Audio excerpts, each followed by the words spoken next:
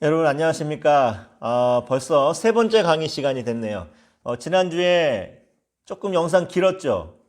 거의 뭐 2시간 가까이 이제 영상 뭐 들으시고 또 보시고 수업하시느라고 힘들었겠지만 제가 될 수 있으면은 이렇게 너무 길지 않게 하려고 하는데 하다가 보면은 너무 하고 싶은 얘기가 많은 거예요.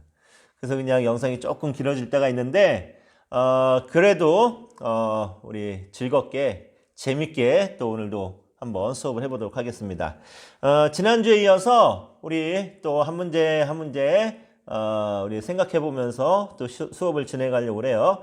자, 지난주 우리 11장 뒷부분에 이제 족보에 대해서 이제 얘기를 하려다가 이제 말았는데 창세기에 등장하는 족보들이 있습니다. 그렇죠? 먼저 5장에서 제일 먼저 족보가 등장하고 그 다음에 홍수가 끝나자마자 10장에서 또 이제 족보가 등장을 하고 또 바벨탑 사건이 끝난 다음에 이제 족보가 등장을 하는데 자, 창세기에 나오는 족보의 그 의미는 뭘까요? 역할. 자, 첫째는 이스라엘 백성들의 뿌리의 중요성, 정체성에 대해서 이야기를 합니다. 창세기에 나오는 족보는 자, 어떤 정체성인가요? 하나님이 창조 때 사람을 뭘로 창조하셨죠? 흙으로. 사람은 하나님이 창조주이신 하나님이 흙으로 창조하신 존재이고 결국은 뿌리가 어디서부터 나왔다? 하나님으로부터 나왔다라는 것을 이제 알려줍니다. 그렇기 때문에 모든 사람은 흙으로 빚어진 하나님의 작품이기 때문에 하나님께로부터 비롯된 사람이기 때문에 비록 나라가 다르고 피부색이 다르고 언어가 다르다 할지라도 이웃국가의 관계를 정말 적절하게 지혜롭게 잘 이끌어 가야 된다라는 그 인류 전체적인 정체성에 대해서 이야기를 합니다.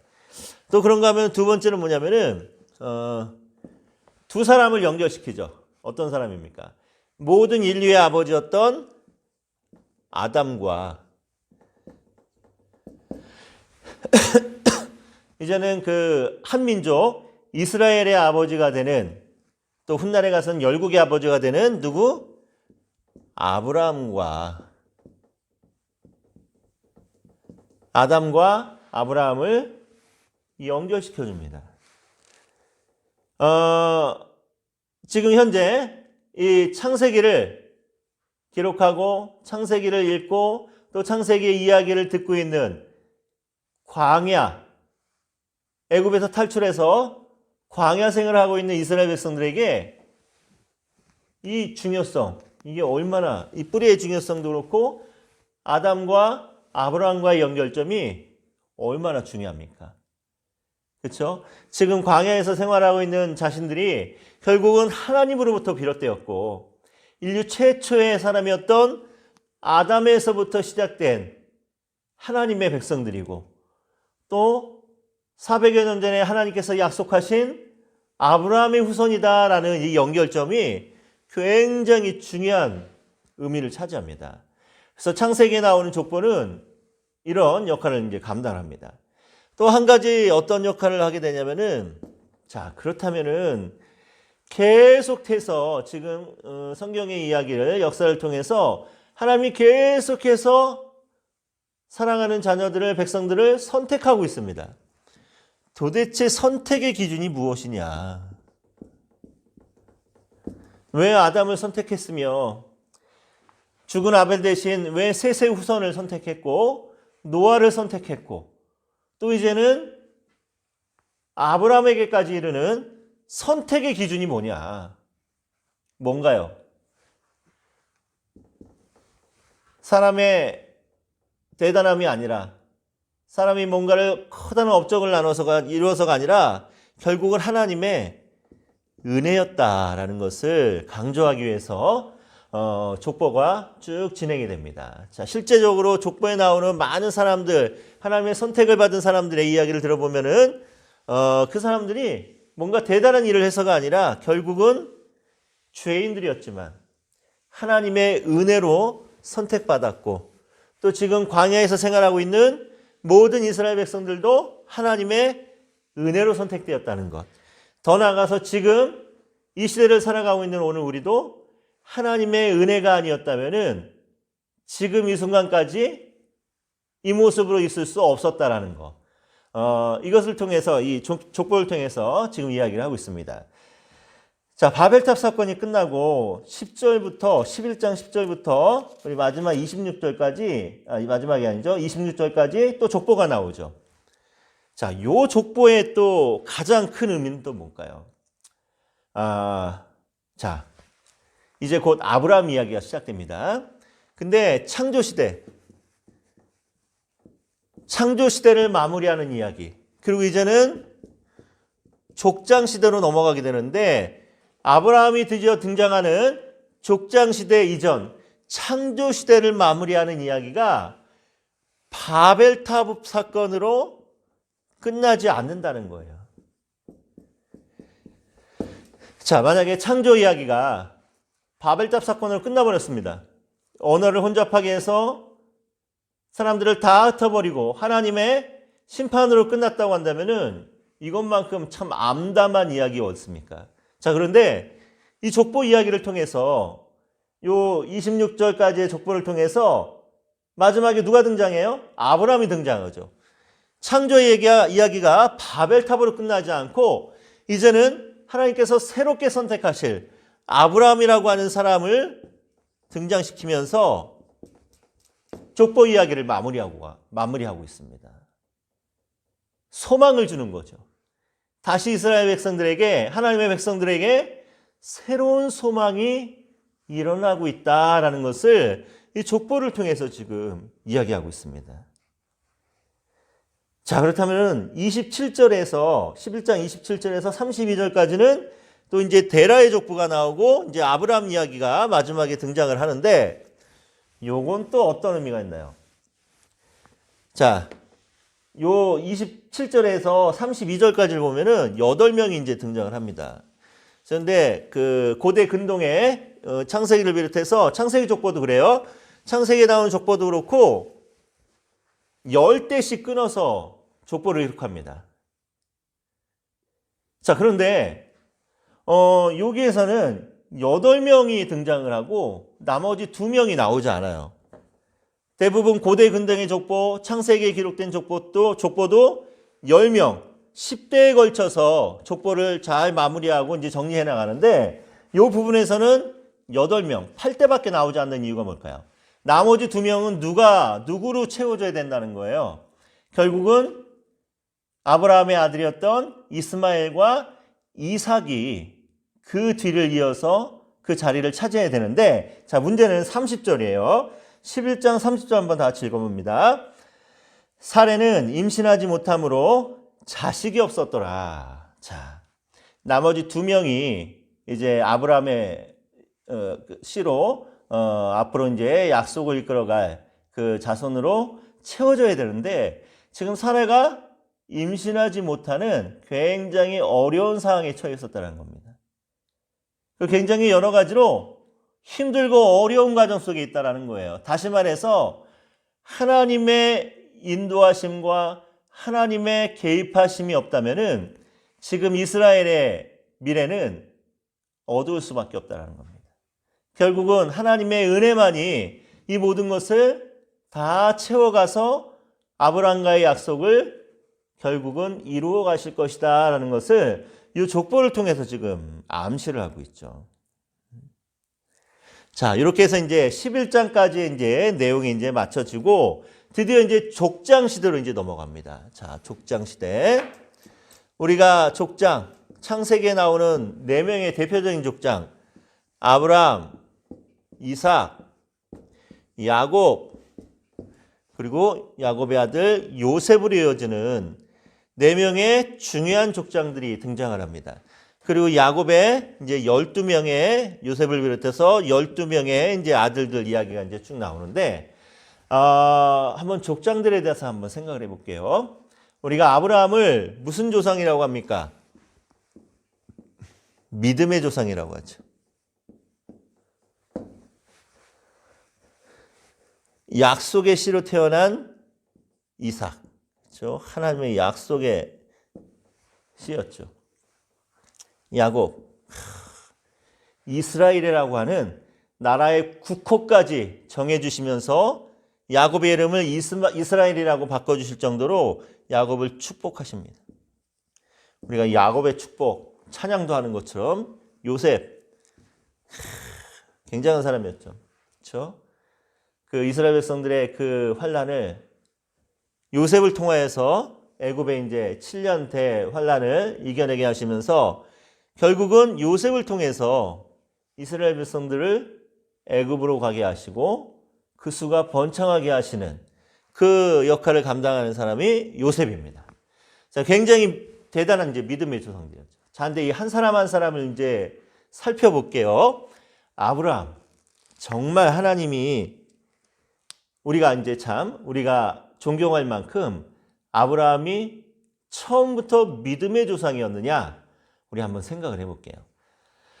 자, 75세 된 아브라함을 하나님께서 부르십니다. 소명을 주시죠.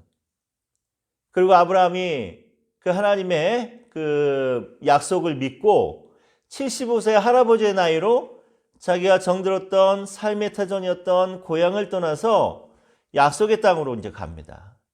이 굉장히 대단한 이제 용기고 믿음이었죠. 자, 그런데 문제는 그 다음부터 이제 아브라함의 이제 행위를 한번 볼게요.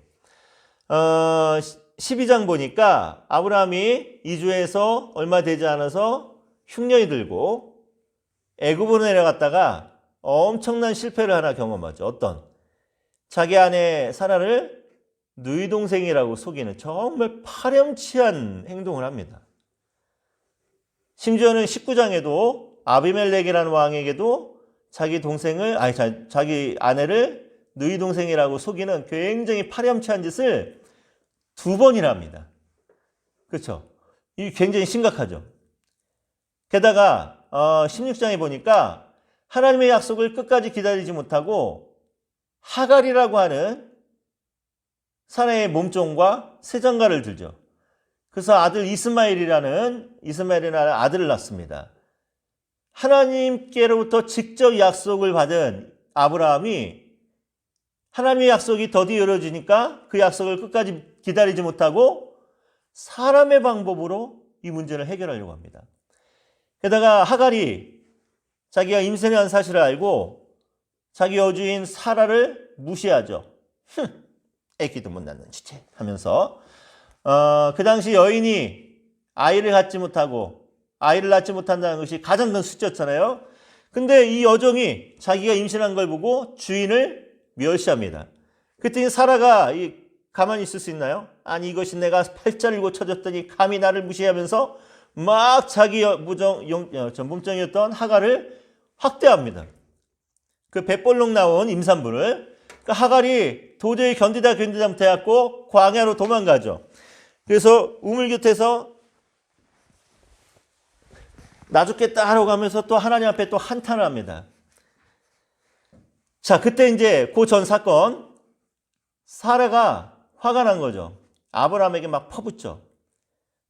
당신이 못나서 아이를 못 낳는 거지 내가 왜 저 몸종에게 이렇게 무시와 천대를 받아야 되냐고 하면서. 그랬더니 아브라함이 뭐라고 얘기합니까? 이쯤 되면은 정말 믿음의 조상답게 뭔가 이렇게 딱 권위 있게 좀 이렇게 문제를 해결해 줄 텐데, 아브라함이 뭐라고 얘기하냐면은 그 당신의 여종이니까 당신이 알아서 하시오 하면서 책임을 자기 아내에게 떠넘겨 버려요. 그러니까 사라가 막 하갈을 학대하고 하갈은 도망가고 나 죽겠다 하고, 이게 아브라함이 이게 열국의 아버지, 믿음의 조상다운 모습을 보이냐는 거예요. 사라도 마찬가지고. 이삭은 또 어떻습니까? 이삭도 자기 아버지처럼 자기 부인이었던 리브가를 동생이라고 속였다가 망신 톡톡하게 당하죠. 항상 우물이나 파다가 여기저기 옮겨 다니기나 하고. 야곱은 어땠습니까? 야곱. 자기 형 속여, 아버지 속여, 외삼촌 속여, 남의 것 다 빼앗고 갈취하는. 그래서 야곱, 말 그대로 빼앗는 자, 강탈하는 자, 사기꾼 인생을 살아갑니다.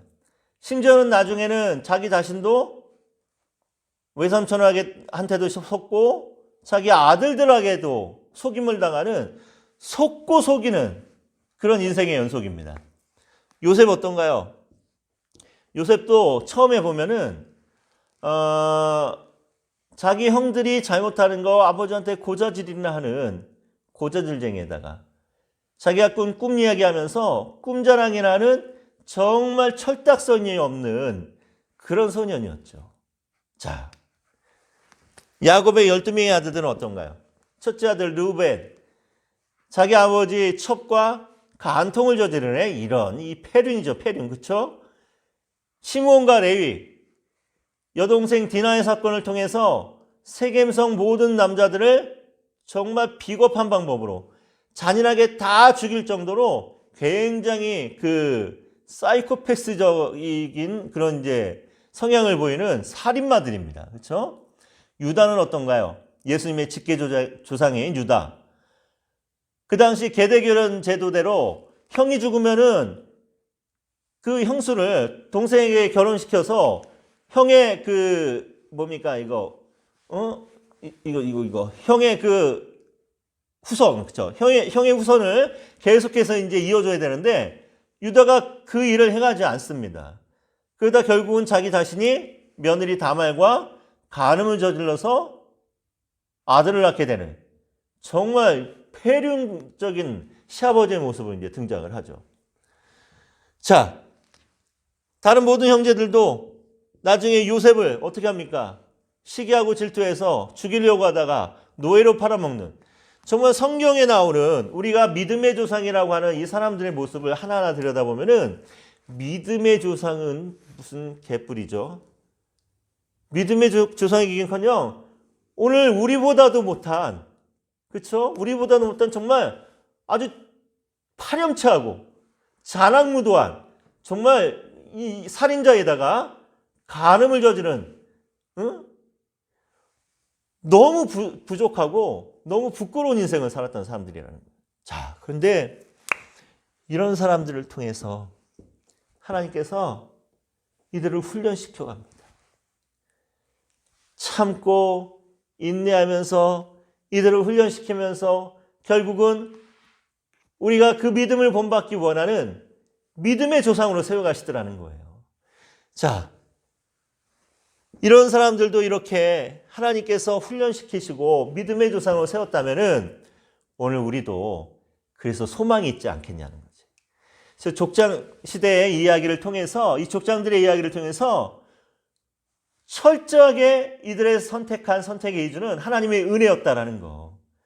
그리고 이들을 하나하나 훈련시켜가면서 믿음의 조상으로 세워갔듯이 오늘 우리에게도 하나님께서 우리를 훈련시키면서 결국은 훗날에 우리를 믿음의 조상으로 세워가는 은혜를 베푸신다는 거. 오늘 우리가 이 족장들의 이야기를 통해서 소망이 있다라는 것을 우리는 알 수 있습니다.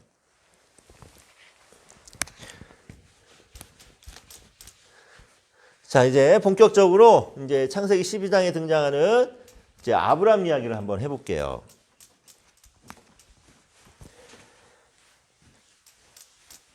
자, 12장 1절부터 한번 볼까요? 1절 한번 읽어보죠. 여호와께서 아브람에게 이르시되 너는 너의 고향과 친척과 아버지의 집을 떠나 내가 네게 보여줄 땅으로 가라. 자, 고향과 친척과 아버지의 집을 떠나라 라고 얘기합니다. 이건 상대적으로 버리기 쉬운 것들, 포기하기 쉬운 것들 순서로 나오죠. 고향을 먼저 버릴 수 있고 친척과 가족들, 그렇죠? 그리고 아버지를 떠나는 거. 상대적으로 포기하기 쉬운 것부터 하나하나 하나님께서 포기해 가게 하시는데, 자, 요거는 어떤 의미를 갖냐는 거예요. 한마디로 말해서 네가 가지고 있는 모든 것을 완전히 포기하고 이제는 하나님께 너 자신을 드릴 수 있도록 이제 모든 것을 다 포기하고 떠나는 결단을 요구하십니다. 그러면서 하나님께서 복을 약속하시죠. 2절부터 4절까지 다시 한번 읽어볼까? 2절, 3절 참. 내가 너로 큰 민족을 이루고 큰 민족을 이루게 하겠다. 그렇죠? 큰 민족은 두 가지가 한꺼번에 들어있죠.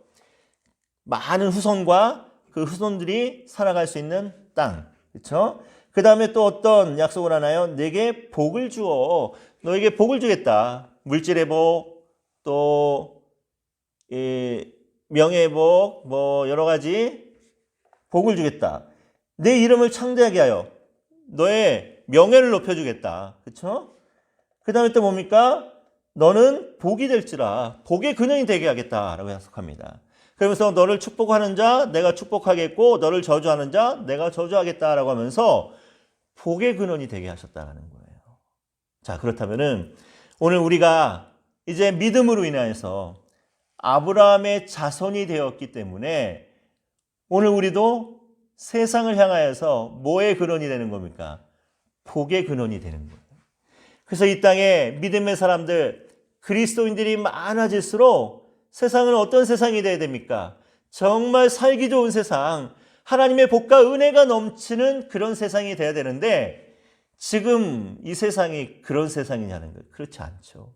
그렇다면 어떤 결론을 얻을 수 있습니까? 이 땅에 믿는다라고 하는 사람들이 많긴 하지만 입으로만 믿었지 진정한 믿음의 사람이 아니라는 거죠. 진정한 아브라함의 후손이 아니라는 겁니다.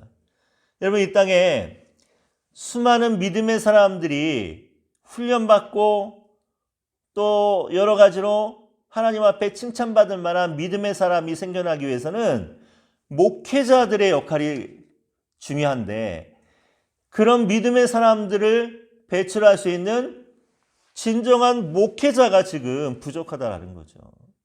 그래서 오늘 우리가 구약 총론이라고 하는 이 과목을 통해서 우리 하나님의 말씀을 하나하나 깨달아 가면서 먼저는 우리 스스로가 하나님 앞에 인정받을 수 있는 그런 목회자로서 살아가야 될 것이고 또 우리를 통해서 많은 우리 성도들이 정말 복의 근원이 될 수 있는 그런 밑거름을 우리가 제공할 수 있는 그런 진실한 목회자가 되기를 바랍니다. 12장 10절을 한번 보시면은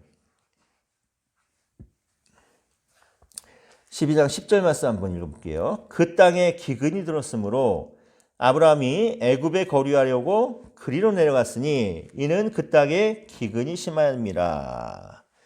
자, 가나안 땅에 살게 된 후에 얼마 지나지 않아서 이 땅에 흉년이 들었습니다. 먹을 것이 없는 거죠. 그래서 어디로 내려가게 되냐면은 애굽으로 내려가게 됩니다. 어떤 분들은 애굽으로 내려갔다 해갖고 뭐 아브라함 믿음이 내려갔다 뭐 이렇게 표현하시는 뭐 이렇게 알레고리로 해석하시는 분이 있는데 뭐 굳이 그렇게 해석하겠다면 말리지는 않겠는데 꼭 그런 해석보다는 그냥 지리적으로 애굽으로 내려갔다라고 이제 생각을 하시면 될 것 같아요. 자, 근데 여기서 중요한 건 뭐냐면은 이 당시 애굽, 이집트는 어지간한 가뭄에는 마르지 않는 강이 하나 있었습니다. 여러분 잘 아시죠? 너무 유명한 나일강이 있었죠.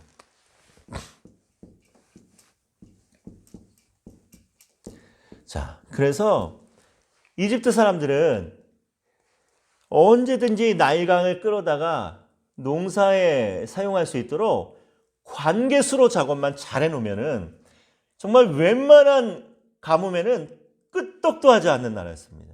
정말 농사가 항상 잘 되고 게다가 이 나일강의 특징이 뭐냐면은 나일강이 그 사람들에게는 전혀 피해를 주지 않으면서 홍수가 날 때마다 나일강이 범람을 해요. 그래서 땅을 완전히 갈아엎어 버리면서 굉장히 농사 짓기에 좋은 그런 땅으로 이제 만들어 갑니다. 그래서 이집트 사람들이 고대 세계 때부터 자부심이 있었어요. 이집트는 나일강을 중심으로 흑토의 나라고 이집트를 제외한 다른 나라들은 적토의 나라, 정말 살기 힘든 아주 좋지 않은 그런 땅이다라고 하면서 굉장히 큰 자부심을 갖고 있었습니다. 게다가 나일강은 또 다른 역할이 있었죠. 정말 엄청나게 많은 물고기들이 있었습니다. 그러니까 물고기 잡아먹을 수도 있고 또 물고기를 먹으려는 새들도 많았기 때문에 새를 잡아먹을 수도 있는 정말 먹을 것이 굉장히 풍족한 그런 나라였습니다. 나일강이라는 강 하나 때문에. 자, 그런데 여기서 궁금한 거 하나. 이렇게 좋은 땅이었던 이집트 땅인데 하나님께서 기양해 주실 거면은 이 나일강을 중심으로 한 이집트 땅을 주시면 되는데 왜 가나안 땅을 주셨냐는 거예요. 물론 가나안 땅도 좋은 땅이긴 한데 가나안 땅은 때때마다 비가 내려야지만 좋은 땅인 거예요. 비가 오지 않으면은 가나안 땅은 그냥 완전히 황무지로 변해버리는 그런 정말 최악의 땅입니다. 자, 그렇다면은 하나님께서 나일강을 중심으로 이집트를 약속의 땅으로 주시면 될 걸. 왜 하필이면 가나안 땅을 주셔갖고 지금 본문에서도 그렇고 아브라함이 먹을 것이 없어갖고 흉년이들하고 애굽으로 내려갈 정도로 이집트로 갈 정도로 이렇게 어려움을 겪게 하냐는 거예요. 자, 그 이유가 뭡니까? 이유는 간단하죠. 이집트 사람들을 비롯해서 세상 사람들은 뭘 의지하고 살아도 돼요. 나일강을 의지하고 살아도 되고 파라오, 태양신을 의지하고 살아도 되고 달신을 의지하고 살아도 되고 수많은 잡다한 것들, 세상적인 것들을 다 의지하고 살아도 됩니다. 하지만 이스라엘 백성들은 그래서는 안 된다는 거예요. 오직 가나안 땅에는 비가 내려야만 좋은 땅이 될 수 있듯이 이스라엘 백성들은 모든 만물을 주관하시는 하나님만을 의지하는 백성이 되어야 되기 때문에 그래서 너무도 좋은 이집트 땅이 아닌 때때마다 하나님의 은혜로 비가 내려야만 살 수 있는 가나안 땅을 주셨다는 거예요. 여러분, 오늘 우리에게도 바로 이것이 은혜인 줄 믿습니다. 우리가 아무런 부족함 없이 물질도 풍족하고 그리고 하는 일마다 다 잘되게 하고 주변에 좋은 사람들만 넘쳐나고 그리고 좋은 환경에서 자라고 좋은 환경에서 목회한다면은 오늘 우리는 하나님을 의지하지 않습니다. 그런 세상적인 조건을 의지하지.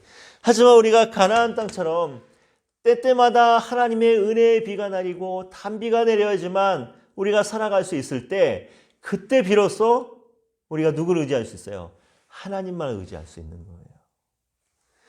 그래서 여러분 목회하면서 뭐 여러분들 이제 뭐 MDB 1학년이기 때문에 여러분 잘 모르겠지만 앞으로 사역하면서 정말 어려운 일이 많을 겁니다. 정말 땡전 한 푼 없어갖고 뭐 요즘은 그래도 그런 경우는 흔치 않지만 밥도 굶어보는 날이 있을 거고 정말 못된 사람 만나갖고 고생할 때도 있을 겁니다. 진짜 여러분 못된 담임 목사들 얼마나 많은데요. 하지만 그런 어려움 속에서 여러분이 만날 분, 여러분이 의지할 분은 하나님이라는 거. 이것을 알게 하기 위해서 이 은혜를 주기 위해서 때로는 오늘 우리에게도 정말 먹고 살기 좋은 이집트 땅이 아닌 정말 하나님만을 의지해야만 살 수 있는 가나안 땅으로 우리를 인도하시는 거고 그 가나안 땅으로 인도하시는 것이 우리에게는 너무도 큰 은혜라고 또 복이라고 이걸 항상 마음에 새기는 저와 여러분 되기 바랍니다.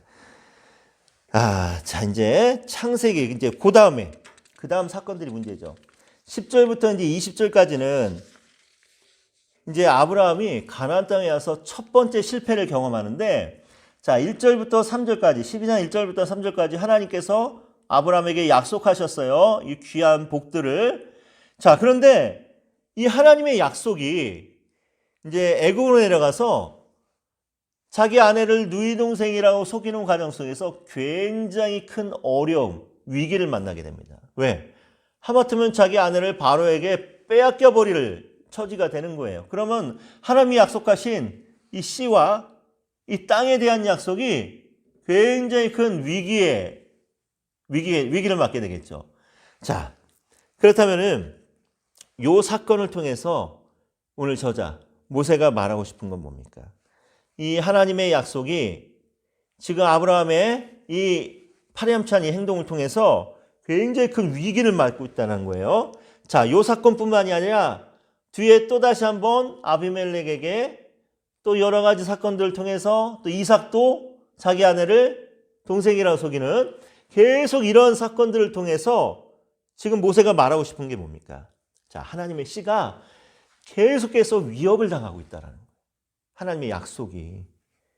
만약에 하나님이 직접 개입하지 않으셨다면은, 하나님의 강권하심으로 이 문제를 해결하지 않았다면은 이 사람들은 하나님의 약속을 이룰 만한 자격이 없는 사람이었다라는 겁니다.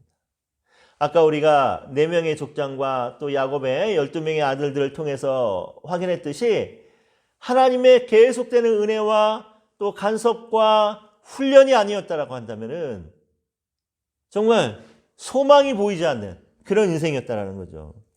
자, 그래 또 인간의 실패가 하나님의 계획을 막을 수 없다라는 거. 그렇죠? 이것과 함께 지금 광야에서 힘들고 어렵게 살아가는 이스라엘 백성들, 계속해서 원망과 반역으로 실패하는 이스라엘 백성들에게도 지금 뭘 말하고 싶은 거예요? 이런 이스라엘 백성들의 연약함과 실패 속에서도 하나님이 지금 개입하고 계시는 거고, 하나님이 개입하시기 때문에 결국은 하나님의 약속이 하나하나 이루어질 것이다 라는 그런 소망의 메시지, 희망의 메시지를 지금 모세가 던지고 있는 겁니다.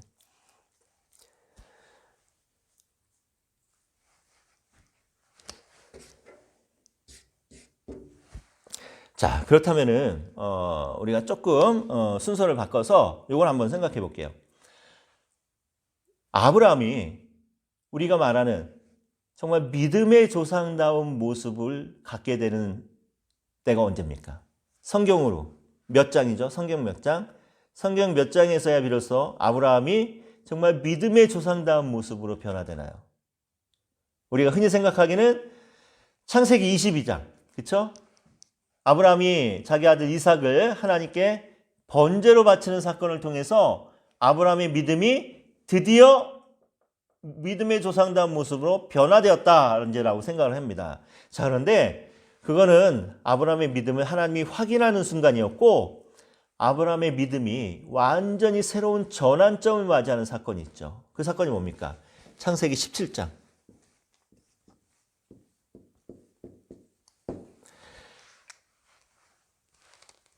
자, 그 앞에 16장에서 아브라함이 하갈과 동침하고 이스마엘을 낳고 난 다음에 한동안 아브라함에게 나타나지 않습니다.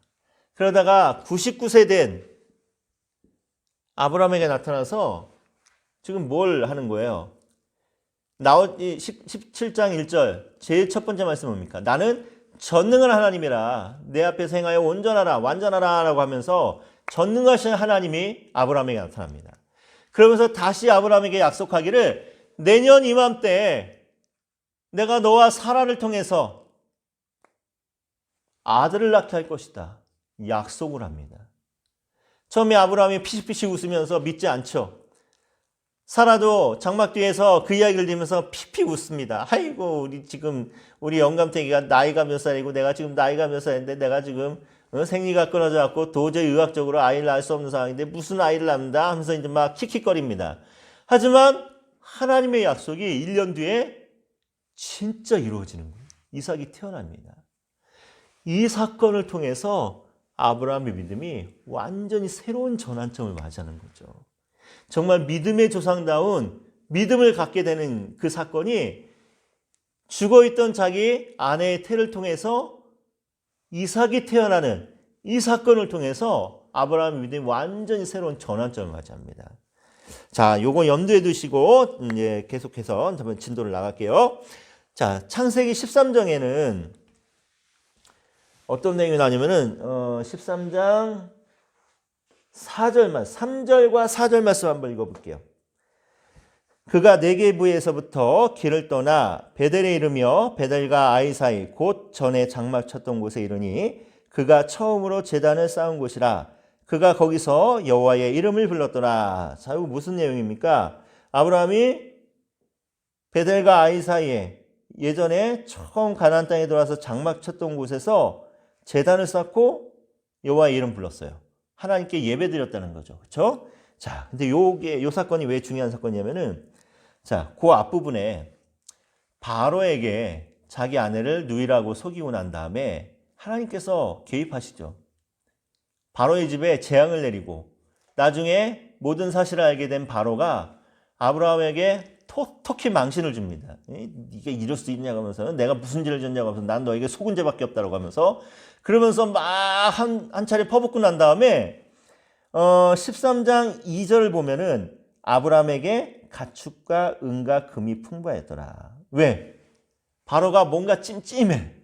그러니까 아브라함을 보내면서 가축과 은과 금을 엄청나게 준 거예요. 그러니까 일종의 위자료, 보상을 해준 거죠. 그러니까 아브라함이 이 사건을 통해서 전화유복이 되어서 큰 부자가 됩니다.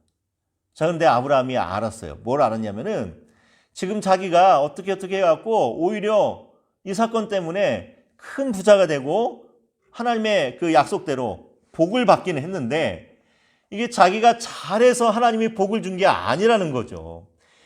전적으로 하나님께서 은혜를 베풀어 주셔갖고 지금 막 심판받아도 시원찮을 판에 하나님께서 은혜를 주셔갖고 큰 복을 내려서 자기가 큰 부자가 됐다는 것을 깨달은 겁니다. 그래서 아브라함이 그걸 알고 나서는 다시 돌아와서 지금 뭘 하냐면은 하나님께 제단을 쌓고 예배를 드리는 거예요. 어디에서? 자기가 제일 먼저 처음 가나안 땅에 도착해서 처음 하나님께 예배 드렸던 곳에서 다시 예배를 드린다는 의미는 뭡니까? 다시 새로운 마음으로 시작해 보겠다는 거죠. 그때 내가 정말 엄청난 큰 비전을 품고 가나안 땅에 와서 하나님께 감사하면서 하나님을 예배했던 그때의 마음을 다시 회복해서 이제는 새로운 마음으로 다시 시작하겠다라는 마음으로 지금 베델에다가 단을 쌓고 하나님을 예배합니다. 자, 이 사건을 통해서 말하고 싶은 게 뭐예요? 우리가 어그러졌던 하나님과의 관계를 다시 회복할 수 있고 우리가 새로운 심령으로 다시 비전을 품고 살아갈 수 있는 그 첫 시작은 무엇이다? 하나님을 예배하는 것이다. 그래서 광야에서 살아가고 있는 이스라엘 백성들에게 모세가 말하고 싶은 게 뭡니까? 너희들이 계속되는 실패 속에서도 하나님께서 계속 은혜를 베풀어 주지 않느냐. 그러니까 너희들이 이제 새로운 심령으로 하나님께 예배하는 자로서 다시 새 출발을 하자. 다시 새롭게 소망을 갖고 비전을 품고 살아가자라고 하면서 지금 모세가 이스라엘 백성들, 광야 속의 이스라엘 백성들에게 이런 사건들을 통해서 계속해서 도전의 메시지를 주고 있습니다. 여러분, 오늘 우리도 마찬가지입니다. 우리도 실패하고 넘어질 때가 많이 있지만 그때마다 은혜를 부어주시는 하나님을 생각하면서 하나님을 예배하는 그 마음으로 다시 시작하는 거예요. 실패해도 좋습니다. 10번 실패해도 좋고 100번 실패해도 좋습니다. 하지만 그때마다 우리가 다시 회복하고 다시 하나님과의 관계를 회복하면서 다시 비전을 품고 새롭게 출발하는 거예요. 무엇을 통해서? 예배를 통해서. 그래서 여러분들이 먼저 하나님을 예배하는 진정한 예배자가 먼저 되길 바랍니다. 자, 그 뒤에 이어지는 내용 13장 8절부터 13절을 보면은 아브라함이 이렇게 하나님께 예배 드리고 나서 다시 새로운 마음으로 이제 하나님의 약속의 말씀들을 다시 마음에 품고 비전을 품고 이제 살아가려고 하는 요 상황 속에서 또 엄청난 실수를 하나 합니다. 자, 요 본문이 뭡니까? 8절부터 13절까지는 어떤 내용이에요? 너무 잘 아는 내용이죠. 아브라함이 부자가 되는 바람에 아브라함의 종들이 많아집니다. 또 아브라함의 조카 롯도 덩달아서 이득을 보는 거죠. 그래서 롯도 부자가 되고 종들이 많아졌습니다. 자, 그러다 보니까 아브라함의 종들과 롯의 종들이 서로 자기 가축에게 좋은 물을 먹이려고 우물 갖고 싸움, 다툼이 일어나는 거예요. 자, 이때 아브라함이 이래서는 우리 조카 롯과 나의 그 가족 간의 이런 사랑과 이런 정이 위험해지겠구나 생각하고 아브라함이 뭐라고 얘기합니까? 네가 먼저 가라. 네가 오른쪽으로 가면 나는 왼쪽으로 갈 것이고 네가 왼쪽으로 가면 나는 오른쪽으로 갈 것이다 라고 하면서 롯에게 먼저 선택권을 줍니다. 이걸 또 어떤 목사님들은 이제 이 본문을 가지고 설교할 때 아브라함은 삼촌과 같은 정말 멋진 모습으로 조카 롯에게 땅을 양보합니다. 오늘 우리도 넓은 마음으로 그리스도인답게 양보하면서 살아야 됩니다. 뭐 이런 식으로 이제 설교하시는 분들이 있는데, 자, 이 본문을 그렇게 생각해서는 절대 안 된다는 거예요. 그럼 만약에 아브라함이 지금 우리가 보기에는 정말 마음씨 좋은 삼촌, 정말 마음 넓은 삼촌, 그래서 조카에게 좋은 것을 먼저 양보해 주려는 정말 사랑이 많은 삼촌이야. 이런 문제가 아닌 거예요, 이거는. 왜? 만약에 아브라함이 롯에게 야, 네가 먼저 선택해. 네가 가는 곳에 나는 반대로 갈게. 네가 먼저 선택해 라고 했을 때 만약에 롯이 획가닥 해갖고 하나님의 약속을 생각하면서 자기 삼촌에게 했던 그 약속을 기억하면서 저는 가나안 땅으로 갈 거예요 라고 하면서 가나안 땅으로 갔다고 한다면은 이거 굉장히 문제가 복잡해집니다. 한마디로 해서 하나님이 아브라함에게 약속하셨던 약속의 땅이 위기에 처하게 되는 거예요. 자, 그런데 다행스럽게도 롯은 하나님의 약속에는 전혀 관심이 없는 사람이었다는 거. 그래서 롯이 어디를 향해서 갑니까? 자, 롯이 어디를 향해서 가나요? 12절 보니 어디부터? 11절 보니까 그러므로 롯이 요단 온 지역을 택하여 동쪽으로 옮겼어요. 그들이 서로 떠난지라. 12, 13절 읽어볼게요. 아브라함은 가나안 땅에 거주하였고 롯은 그 지역의 도시들에 머무르며 그 장막을 옮겨 소돔까지 이르렀더라. 자, 어디까지 갔대요? 그 유명한 소돔과 고모라, 그 패역한 도시 소돔과 고모라 땅을 향해서 갔답니다. 근데 롯이 보기에는 어떻게 보였다라는 거예요? 10절 말씀 보면은 10절 후반부에 보면은 여호와의 동산 같고 애굽 땅과 같았답니다. 롯이 이렇게 눈을 들어서 딱 봤더니 소돔과 고모라 땅이 얼마나 땅이 비옥하고 나름대로 도시계획도 잘해갖고 신도시 역할을 딱 감당하는 그런 휘황찬란한 멋진 도시였다라는 거예요. 그럴듯해 보였다라는 겁니다. 그래서 딱 보기에 우와, 처음에 에덴 동산 같고 나일강 때문에 먹고 살게 충만한 애굽 땅과 같았더라라고 롯이 생각했다라는 겁니다. 자, 그런데 롯이 보지 못한 게 있어요. 뭘 못 봤어요? 13절 보니까 13절도 읽어볼게요. 소돔 사람은 여호와 앞에 악하며 큰 죄인이었더라. 그 땅만 보면은, 그 소돔과 고모라 성만 보면은 정말 멋진 땅이었고 멋진 성이었고 사람 폼나게 할 만한 그런 멋진 곳이었는데 롯이 보지 못한 게 뭐냐면은 소돔 사람들은 여호와 앞에 큰 죄인이었다라는 거. 너무 악한 사람들이었다는 거. 롯이 보지 못했던 게 바로 이겁니다, 여러분. 그래서 오늘 우리가 눈을 들어볼 때 무엇을 봐야 돼요? 하나님의 비전을 바라봐야 되고 영의 눈을 들어서 하나님의 소망을 바라봐야 될 줄 믿습니다. 롯은 눈을 들어서 뭘 봤어요? 죄인의 땅, 악한 도시, 소돔과 고모라를 봤습니다. 근데 13장 14절 보면은 롯이 아브라함을 떠난 후에 여호와께서 아브라함에게 이르시되 너는 눈을 들어 있는 곳에서 북쪽과 남쪽 그리고 동쪽과 서쪽을 바라보라. 아브라함도 눈을 들어서 바라봤는데 그 바라본 땅이 어디입니까? 하나님이 약속하셨던 약속의 땅, 가나안 땅을 바라봤다는 거죠. 그래서 여러분, 오늘 우리가 눈에 보기에 좋은 것이 다 좋은 것이 아니라는 거. 제가 이렇게 지난 수십여 년 동안을 목회자로 살아오면서 많은 동료 목사들 또 후배 이제 목사들, 전도사들을 이렇게 바라보면서 조건이 좋은 곳으로만 옮겨 다니는 사람이 있습니다. 사람이 많이 주고 뭐 이렇게 교회 편하고. 자, 그런데 사람이 많이 주고 편안한 교회가 축복의 교회가 아닌 거예요.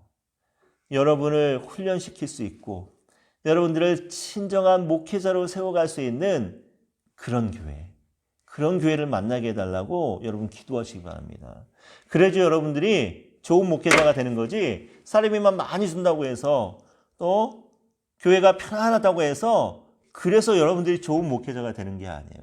여러분 철저하게 훈련받으면서 여러분 철저하게 하나님을 붙들고 늘어지면서 여러분들이 정말 목회자의 마음을 품고 살아가기 바랍니다. 여러분 지금 MDB는 목회학 석사과정이죠. 그렇죠? 어떻게 해야 하나님 보시기에 칭찬받을 수 있는 목회, 어떻게 해야 하나님 보시기에 인정받을 수 있는 그런 목회자가 될 수 있는가, 이걸 연구하고 이걸 기도하고 이걸 위해서 공부하는 사람들이 바로 여러분입니다. 그러니까 여러분들이 먼저 여러분들이 하나님 앞에 인정받는 목회자가 될 수 있도록 항상 그것을 위해서 영의 눈을 들고 기도하고 바라보는 그런 저와 여러분들이 되기 바랍니다. 자, 계속 진도 나가 볼게요.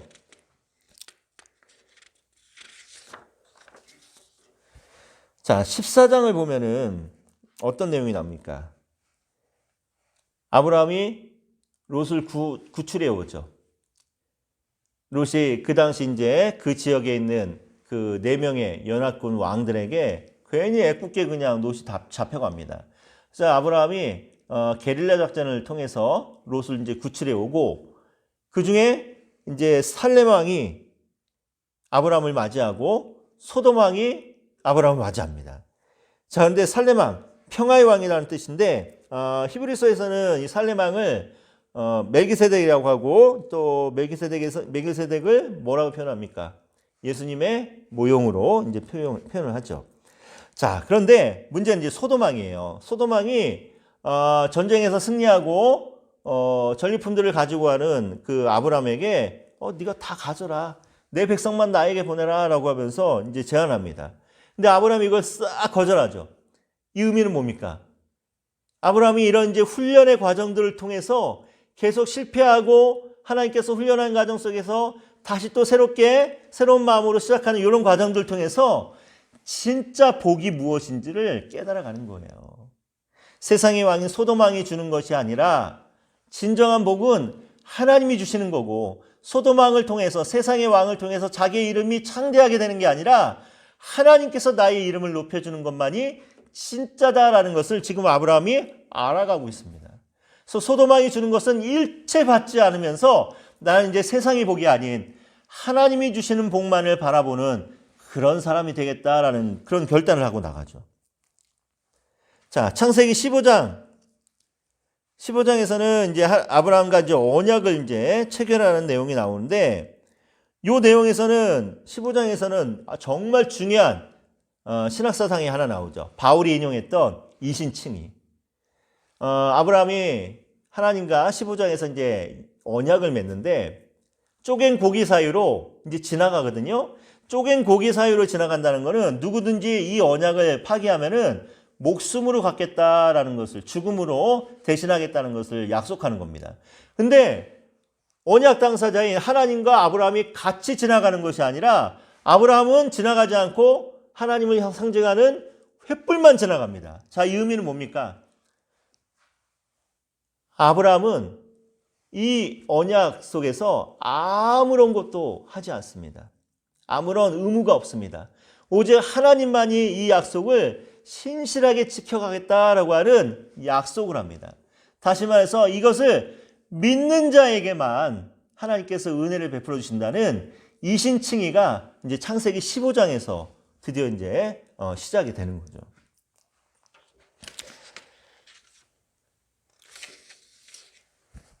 자, 창세기 16장 중요한 사건이죠. 아브라함이 하갈을 통해서 이스마엘이라고 하는 아들을 낳습니다. 자, 이 사건을 통해서 오늘 저자가 말하고 싶은 게 뭔가요? 하나님의 뜻과 계획을 사람의 방법으로 이루려 해서는 안 된다는 거예요. 하나님이 아브라함에게 약속하셨을 때 후손에 대한 약속은 누구에게? 아브라함과 사라 사이에. 하나님이 계획하신 때에 따라서. 그렇죠? 근데 아브라함은 지금 어떻게 하고 있습니까? 아브라함은 지금 이 하나님의 계획을 사람의 방법으로 이루려고 합니다. 그러니까 부작용이 생기는 거예요. 지금도 이스마엘의 후예들이 아직도 유대인들을 괴롭히는 것을 봤을 때 아브라함의 이 실수가 얼마나 많은 희생과 대가를 치러야 됐냐는 거죠. 그렇죠? 야곱도 그랬죠. 야곱과 에서가 태어날 때 하나님께서 뭐라고 말씀하셨습니까? 큰 자가 작은 자를 섬길 것이다 라고 이제 하나님께서 예언을 하십니다. 자, 그렇다면은 이것이 하나님의 방법대로 하나님의 때에 따라서 하나님의 뜻대로 이루어지기를 기다려야 됩니다. 근데 야곱과 리브가가 이 하나님의 방법, 하나님의 뜻을 하나님의 방법과 하나님의 때에 따라 이루지 않고 사람의 방법과 사람의 그 때에 따라서 이루려고 하는 바람에 결국은 부작용이 생기죠. 생이별을 하고 결국은 부모 형제가 20년 동안이나 원수처럼 지내야 되는 정말 너무도 안타까운 사건들이 일어나는 거죠. 여러분들 오늘 우리가 창세기 1장 우리가 공부하면서 얘기했잖아요. 하나님의 뜻을 깨닫는 것도 중요하지만 하나님의 때와 하나님의 방법대로 행하는 것이 더 중요하다는 거. 자, 그렇다면 이제 17장으로 넘어가면은 자, 99세 된 할아버지 아브라함 그리고 사라는 89세 된 할머니가 되었을 때 드디어 다시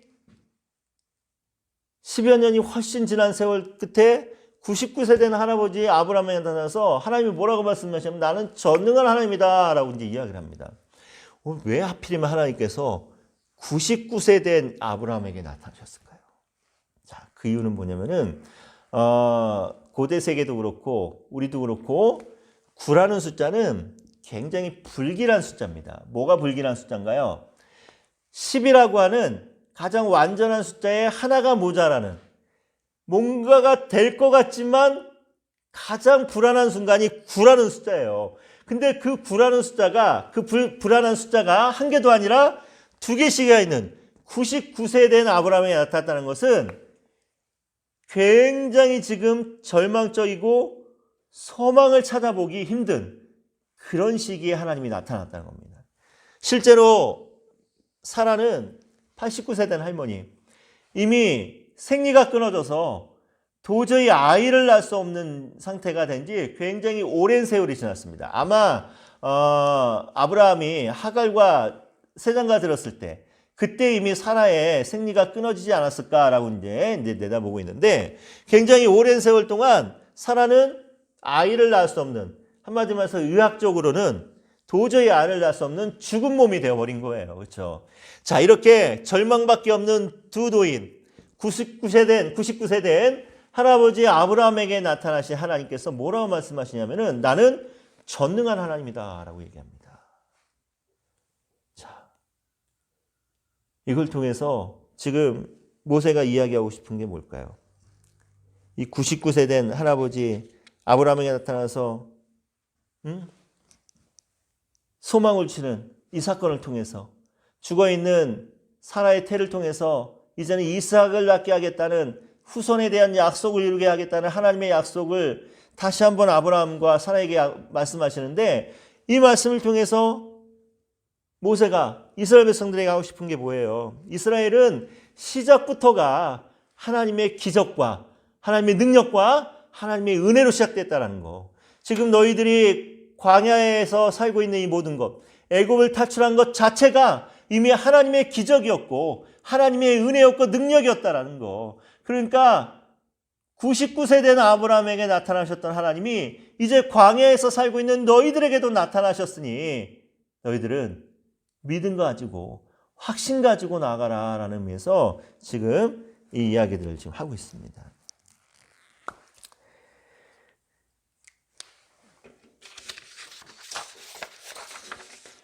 자, 21장에 보면은 드디어 하나님께서 약속하신 이삭이 태어나는 이제 사건 이야기입니다.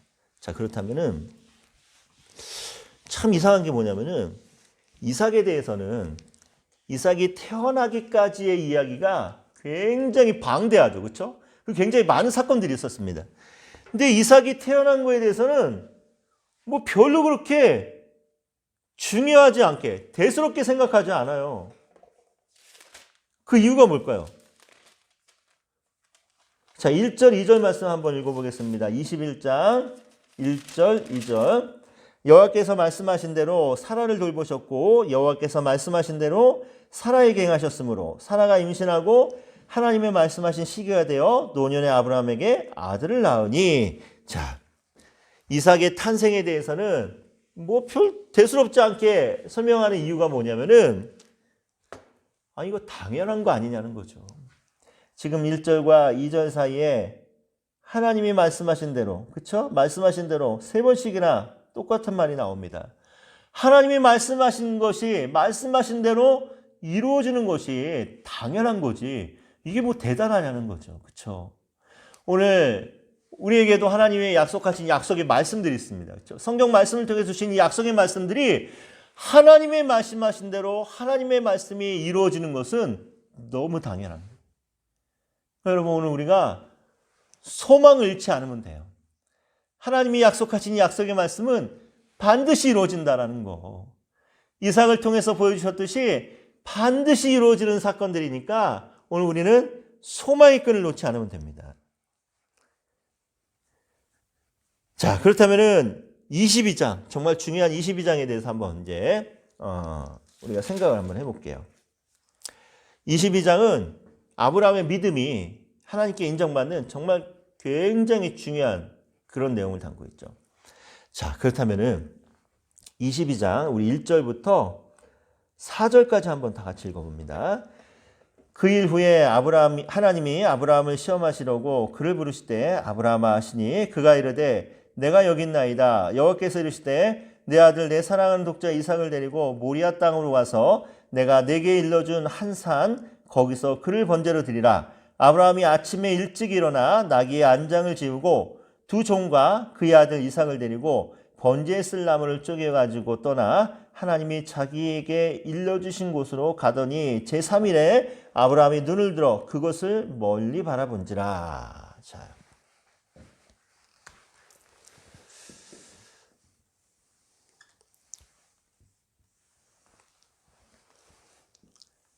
하나님이 아브라함을 시험하시려고 아브라함을 부르십니다. 그럼 뭐라고 명령하시냐면은 네가 네 독자 이삭을 내가 지시한 곳으로 가서 번제로 드리라라고 합니다. 번제는 우리가 레위기 공부하면서 자세하게 한번 다뤄볼 텐데 번제는 제물의 모든 것을 토막내고 가죽 벗기고 피 뿌려가면서 불로 활활 태워서 드리는 제사가 번제입니다. 그래서 제물 전체를 연기로 태워 올려보내는 제사가 번제인 거예요. 자, 그런데 100살에 낳은 아들. 여러분, 자녀가 있는 우리 학생들은 알겠지만 이 자녀가 부모에게는 얼마나 끔찍한 존재입니까? 그렇죠? 금쪽 같은 내 새끼죠. 진짜 말 그대로.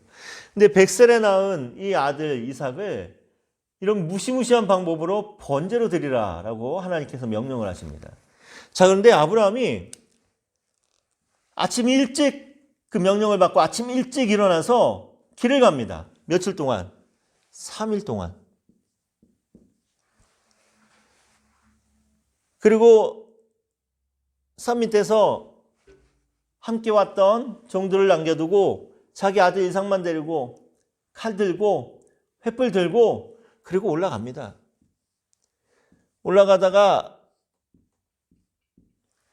이삭이 정말 비수를 꽂는 그런 질문을 하죠. 아버지, 번제에 쓸 장작과 재물을 잡을 칼도 있는데 불도 있는데 재물은 어딨나요? 라고 물어봅니다. 그때 아브라함이 대답하죠. 하나님께서 친히 준비하셨을 거야. 그래서 여호와 이래 막 이런 이제 배경이 되죠. 그 이제 쭉 올라갑니다. 쭉 올라가자마자 단위에다가 장작 버려놓고 자기 아들을 꽁꽁 묶어갖고 칼로 내리치려는 순간 하나님께서 깜짝 놀라서 부르시죠. 아브라함아, 아브라함아 하면서 그때 아브라함이 눈을 들어보니까 뭐가 있었어요? 양 한 마리가 제가 이게 그림을 잘못 그려요. 그러니까 이해하고 보세요. 이게 그냥 양이라고 이제 생각을 하고 양 한 마리가 이 뿔이 수풀에 걸려갖고 꼼짝달싹 못하는 양 한 마리가 있는 거죠. 그래서 그 양을 대신해서 번제로 이제 바칩니다. 그래서 하나님이 말씀하시길 네가 이제 나를 사랑하는지 내가 알겠다라고 하면서 아브라함 믿음을 이제 인정해 주시죠. 자, 여기서 궁금한 거. 아브라함이 하나님의 명령을 받고 아침 일찍 출발할 때의 마음이 어땠을까? 3일 동안 하나님이 지시하신 땅 앞으로 갈 때까지 이 3일 동안 아브라함의 마음은 또 어땠을까? 또 아브라함이 산 위로 올라가면서 이삭이 번제에 쓸 양은 어딨나요? 라고 했을 때 네가 그 제물이다 이놈아, 그 마음은 그랬겠지만 하나님께서 친히 준비하셨을 거야 라고 했을 때 아브라함의 마음은 어땠을까? 또 아브라함이 결정적으로 자기 아들을 꽁꽁 묶어갖고 칼로 내리쳐서 죽이려는 그 순간, 그때 아브라함의 마음은 어땠을까? 저는 이걸 한번 생각해 봤습니다. 대부분의 많은 목사님들이 이 본문을 이렇게 설명을 하죠. 여러분, 아브라함은 하나님의 명령을 듣고 자신의 믿음이 약해질까 봐 아침 일찍 아들의 손을 잡고 길을 떠납니다. 3일 동안 길을 가면서 아브라함의 마음속에 이미 아들 이삭은 번제로 바쳐 죽어버린 상태입니다. 아브라함이 얼마나 마음이 아팠겠습니까? 수십 번, 수백 번을 다시 돌아가고 싶었을 겁니다. 아브라함이 산으로 올라갈 때 아들 이삭이 번제에 쓸 어린 양은 어디 있느냐고 했을 때 하나님이 친히 준비하셨을 것이다 라고 대답했던 아브라함의 마음은 정말 가슴이 찢어지는 듯한 아픔이었을 겁니다. 아들 이삭을 꽁꽁 묶어서 칼로 내리치는 순간도 아브라함은 얼마나 두렵고 떨리는 마음으로 이 일을 행했겠습니까? 하지만 그런 아브라함의 믿음을 보시고 하나님께서 양 한 마리를 수풀에 걸리게 하시고 아브라함의 믿음을 인정해 주셨습니다. 오늘 우리의 믿음도 이와 같아야 되지 않겠습니까? 라고 하면서 이제 이런 식으로 이제 설교를 한단 말이에요. 자, 여러분, 그게 맞습니까? 그런 설교를 여러분들 많이 들어보셨을 것 같아요. 자, 그런데 이게 사실과는 다르다는 거죠. 뭘 보고 할 수 있냐면은 우리 22장 5절 말씀을 한번 다 같이 읽어봅니다. 이에 아브라함이 종들에게 이르되 너희는 나귀와 함께 여기서 기다리라. 내가 아이와 함께 저기 가서 예배하고 우리가 너희에게로 돌아오리라고 라고 얘기합니다. 지금 아브라함이 뭐라고 얘기하냐면은 종들에게 야, 너네들 나귀와 함께 여기 있어. 여기서 기다리고 있어. 나는 내 아들과 함께 저기 가서 하나님께 예배하고 다시 돌아올 거야 라고 하는데 누가 돌아온대요? 우리가 돌아온대. 우리가. 분명히 아들 이삭은 번제로 죽여서 바치고 돌아오는데 혼자 돌아야 되는데 아브라함은 뭐라고 얘기하냐면은 우리가 돌아올 거야 라고 얘기합니다. 내가 내 아들과 함께 다시 돌아올 거야 라고 얘기합니다. 저는요, 이 개역개정 성경이 한 15년 전에 이제 개역개정 성경이 이제, 바뀌었잖아요. 옛날 개역 한글에서. 단어 몇 개 바꾸고 막 이런 걸로 그냥 성경책 팔아먹으려는 정말 얄팍한 수 아니야 하면서 정말 화가 많이 났었습니다. 특히 찬송가 같은 경우는 찬송가 1장부터 555장 순서대로 제가 다 외우고 있었는데 이 찬송가 바뀌면서 이제 찬송가 장수도 이제 헷갈리고 또 성경 말씀 외웠던 것도 단어가 한두 개씩 바뀌어지면서 이게 좀 막 엉망진창이 돼버렸단 말이에요. 너무 화가 났었습니다. 근데 오늘 본문 말씀을 읽으면서 5절 말씀을 보면서 모든 것이 다 용서가 되는 거예요. 왜 그러냐면은 개역 한글에는 우리가라고 하는 단어가 없습니다.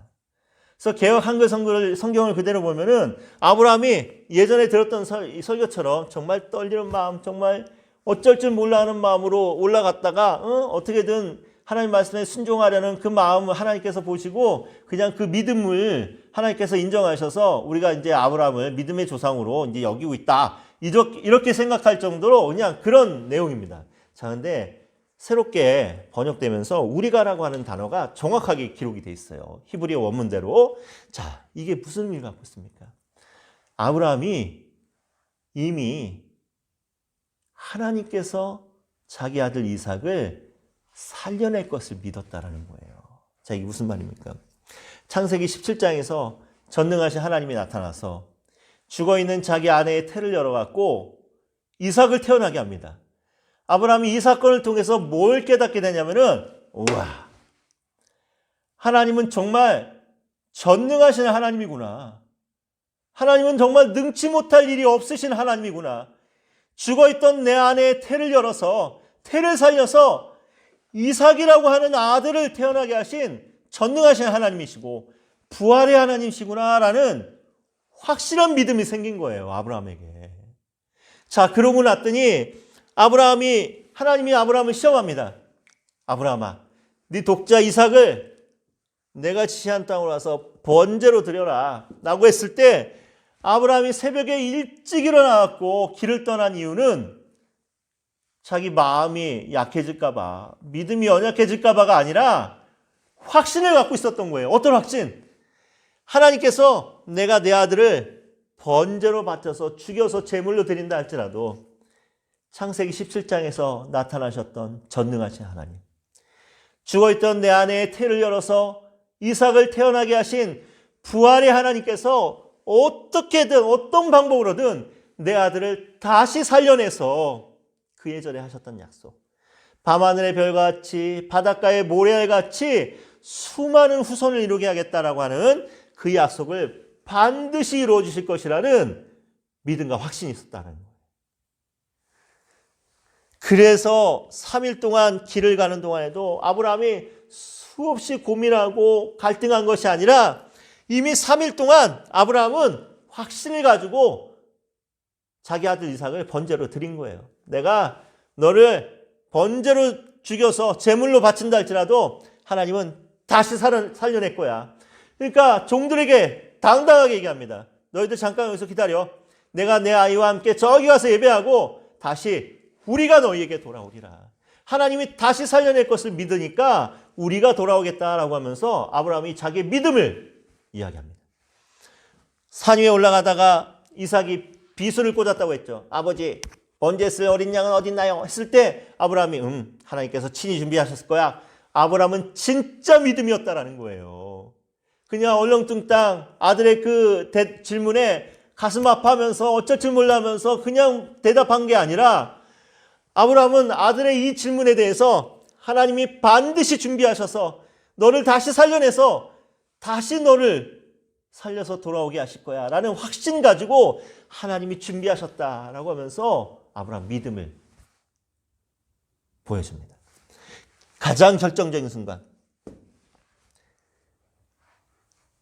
아브라함이 칼을 들어서 자기 아들을 잡으려는 그 순간에도 아브라함은 정말 두렵고 떨리는 마음이 아니라 내가 내 아들 이삭을 지금 죽인다 할지라도 하나님이 다시 살려내실 것이라는 부활의 하나님에 대한, 전능하신 하나님에 대한 확신을 갖고 행하는 일이라는 거예요. 그래서 우리가 아브라함을 믿음의 조상이라고 하는 겁니다. 믿음의 조상. 두렵고 떨리는 마음으로 믿은 것이 아니라, 순종한 것이 아니라 이미 아브라함은 부활에 대한 하나님, 전능하신 하나님에 대한 확신과 믿음이 있었기 때문에 이와 같은 일들을 할 수 있었다는 거예요. 그래서 오늘 우리는 아브라함, 믿음의 조상이라고 하는 이 믿음이 바로 이와 같은 믿음, 전능하신 하나님, 부활의 하나님에 대한 확실한 믿음을 갖고 있었던 아브라함의 믿음을 우리가 본받기 바랍니다. 자, 그렇다면 여기서 또 한 가지 질문. 이 양이 도대체 언제부터 이게 준비가 됐느냐는 거죠. 언제부터였을까요? 제 생각에는 사흘 전에 하나님의 명령을 받고 아침 일찍 아브라함이 길을 떠났을 때 이 양도 어디선가 누군가의 목장인지 모르지만 목장을 탈출하고 가출했을 겁니다. 세상 구경이나 해보자. 탈출했습니다. 아브라함이 3일 동안 하나님이 지시한 산으로 가는 동안 이 양도 아이고 세상이 참 보기 좋구나 하면서 3일 동안 하나님이 예배하신 산으로 향해서 갔을 겁니다. 아브라함이 딱 산 밑에서 너희들 기다려. 내가 아이와 가서 저기 가서 예배하고 우리가 돌아올게. 아들 손을 붙잡고 올라갈 때 이 양도 산 반대편에서 보이진 않지만 산 정상을 향해서 계속 올라왔을 겁니다. 아이고 힘들지만 저 위에 꼭대기에 뭐가 있나 한번 보자.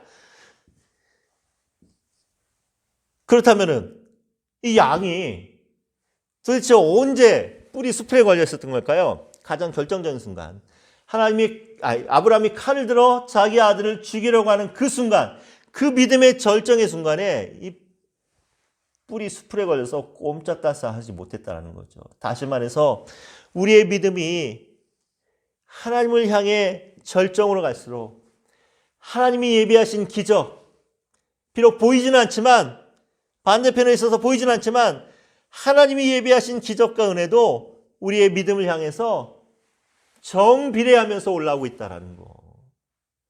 여러분, 우리가 믿음으로 살아간다는 것이 바로 이와 같은 줄 믿습니다. 자, 그렇다면은 만약에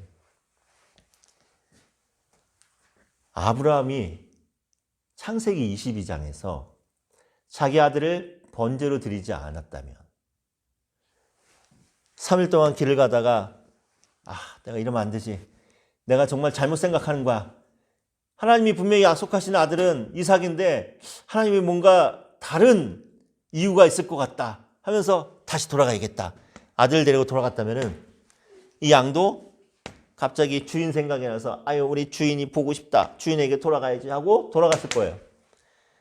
올라가는 순간에 아들의 질문을 듣고 내가 정말 이러면 안 되겠구나. 내가 지금 무슨 짓을 하는 거지? 다시 내려갔다면은 양도 올라가다가 다시 내려갔을 겁니다. 자기 아들을 번제단에 눕혀놓고 칼로 내리치는 순간 아이고 내가 이러면 안 되지. 이게 지금 내가 무슨 짓이야 하면서 정신이 번쩍 떠서 다시 내려갔다면은 양도 수풀에 걸리려다가 다시 내려갔을 겁니다. 자, 만약에 근데 22장에서 아브라함이 이런저런 이유를 통해서 어떤 순간에든지 번제로 바치지 않고 이삭을 데리고 다시 돌아갔다면은 그러면 하나님이 아브라함을 어떻게 하셨을까요? 아브라함을 버렸을까요?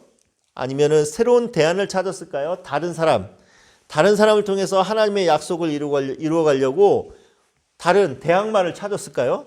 저는 그렇지 않다고 봅니다. 만약에 창세기 22장에서 아브라함이 또 믿음이 연약해서 실패했다면은, 그래서 자기 아들 이삭을 번제로 드리지 않았다면은 아마 하나님께서는 다시 아브라함을 훈련시키면서 창세기 23장에서 이삭을 번제로 드리게 하셨을 거고, 23장에서도 실패한다면은 24장에서도 다시 드리게 했을 거라는 거예요. 이게 바로 하나님의 은혜인 거죠. 우리가 실패하고 낙심할 때도 하나님은 다시 우리를 이렇게 세우면서 믿음의 조상으로 세워가려는 하나님의 약속과 하나님의 계획과 하나님의 모든 것들을 하나님께서 이루어 가시는 분이라는 거예요. 하나님의 섭리 가운데 있다는 거죠. 오늘 우리가 그런 하나님을 아버지라고 부를 수 있다는 것이 얼마나 큰 은혜입니까? 그렇죠? 그리고 또 우리에게 얼마나 큰 능력입니까? 자, 이렇게 아브라함의 믿음이 드디어 하나님 앞에 인정받는 믿음이 됐습니다. 자, 창세기 23장은 그래서 또 굉장히 큰 의미가 있어요. 자, 창세기 23장을 보니까 자기의 평생의 동반자였던 사라가 죽습니다. 사라가 죽고 장사를 지내야 되는데 고대 근동 팔레스타인 지역에서는 날씨가 더우니까 시체가 금방 부패합니다. 그러니까 빨리 장례를 치러야 돼요. 근데 이 당시 관습대로라면은 사람이 죽으면은 자기가 나고 자란 고향으로 돌아가야 됩니다. 그럼 어디로 돌아가야 돼요? 갈대우를 거쳐서 하란 땅으로 가야 됩니다. 자, 근데 아브라함이 고향으로 돌아가지 않고 지금 살고 있던 가나안 땅 해쪽 속에 막벨라 굴이라고 하는 밭대기와 함께 조그맣게 달려있는 굴 하나를 사게 됩니다. 그때 시세로도 또 지금 시세로도 굉장히 큰 돈을 주고 사는, 거의 한 10몇억 가까이 되는 돈을 주고 요즘으로 환산한다면은 이 조그마한 굴 하나, 밭 하나가 달린 조그만 굴 하나를 굉장히 큰 돈을 주고 삽니다. 근데 해쪽 속 사람들이 우리가 어떻게 당신한테 이걸 돈 받고 팔겠습니까? 우리가 빌려드릴 테니까 그냥 필요하신 만큼 쓰십시오 라고 하면서 굉장히 인심을 이제 베풉니다. 근데 아브라함이 거절하죠. 내가 아니다. 내가 돈 주고 사겠다. 근데 만약에 이 당시에 여기서 아브라함이 그래? 내가 그럼 빌려 쓸게 하면은 이게 난리 나는 거예요. 왜? 이 당시 거래 방식이 이겁니다. 내가 이걸 어떻게 돈 받고 팔겠어요? 이거 은 400세겔인데 그냥 쓰세요. 그냥 빌려드릴게요. 이거는 뭐예요? 은 400세겔 내라는 거잖아. 그렇죠?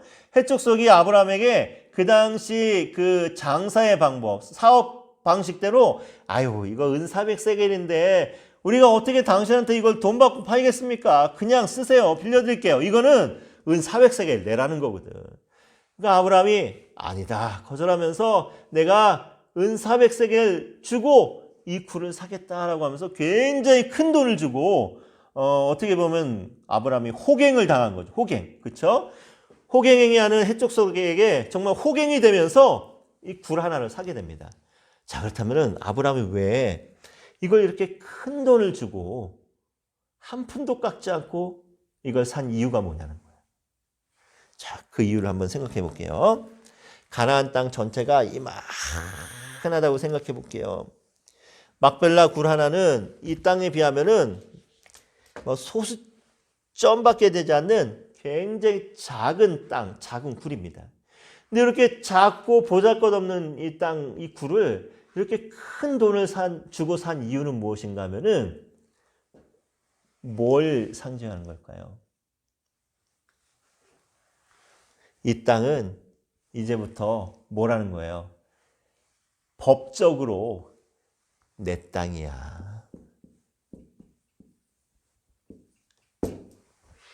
법적인 구속력을 갖는 거예요. 내가 돈을 주고 삼으로 인해서 이제는 이 땅은 내 땅이야. 훗날 내 후손들이 삶의 터전을 심고 살아야 돼. 이제는 내 땅이야. 법적으로 내 땅이야. 이제는 돌려줄 필요도 없고 너희들이 빼앗을 권리도 없는 나의 땅이야. 라고 하면서 아브라함이 이 조그마한 땅, 이 굴 하나를 사면서 이제부터 이곳이 내 믿음의 고향이다 라고 하는 하나님의 약속의 땅, 믿음의 고향이라고 하는 자기의 믿음을 이 굴을 하나 사는 것을 통해서 아브라함이 보여줍니다. 그리고 자기 아내도 이곳에 장사 지내고 자기도 죽어서 이곳에 장사 지내면서 이 땅은 이제부터 하나님이 나와 내 후손들에게 약속하신 약속의 땅이다. 언제든지 하나님의 때가 되었을 때 다시 돌아올 수 있는 법적인 근거를 마련하기 위해서 아브라함이 돈을 주고 이 땅을 사는 거예요. 아브라함의 믿음이 이렇게 변화되고 있다는 겁니다. 하나님의 훈련의 과정을 통해서.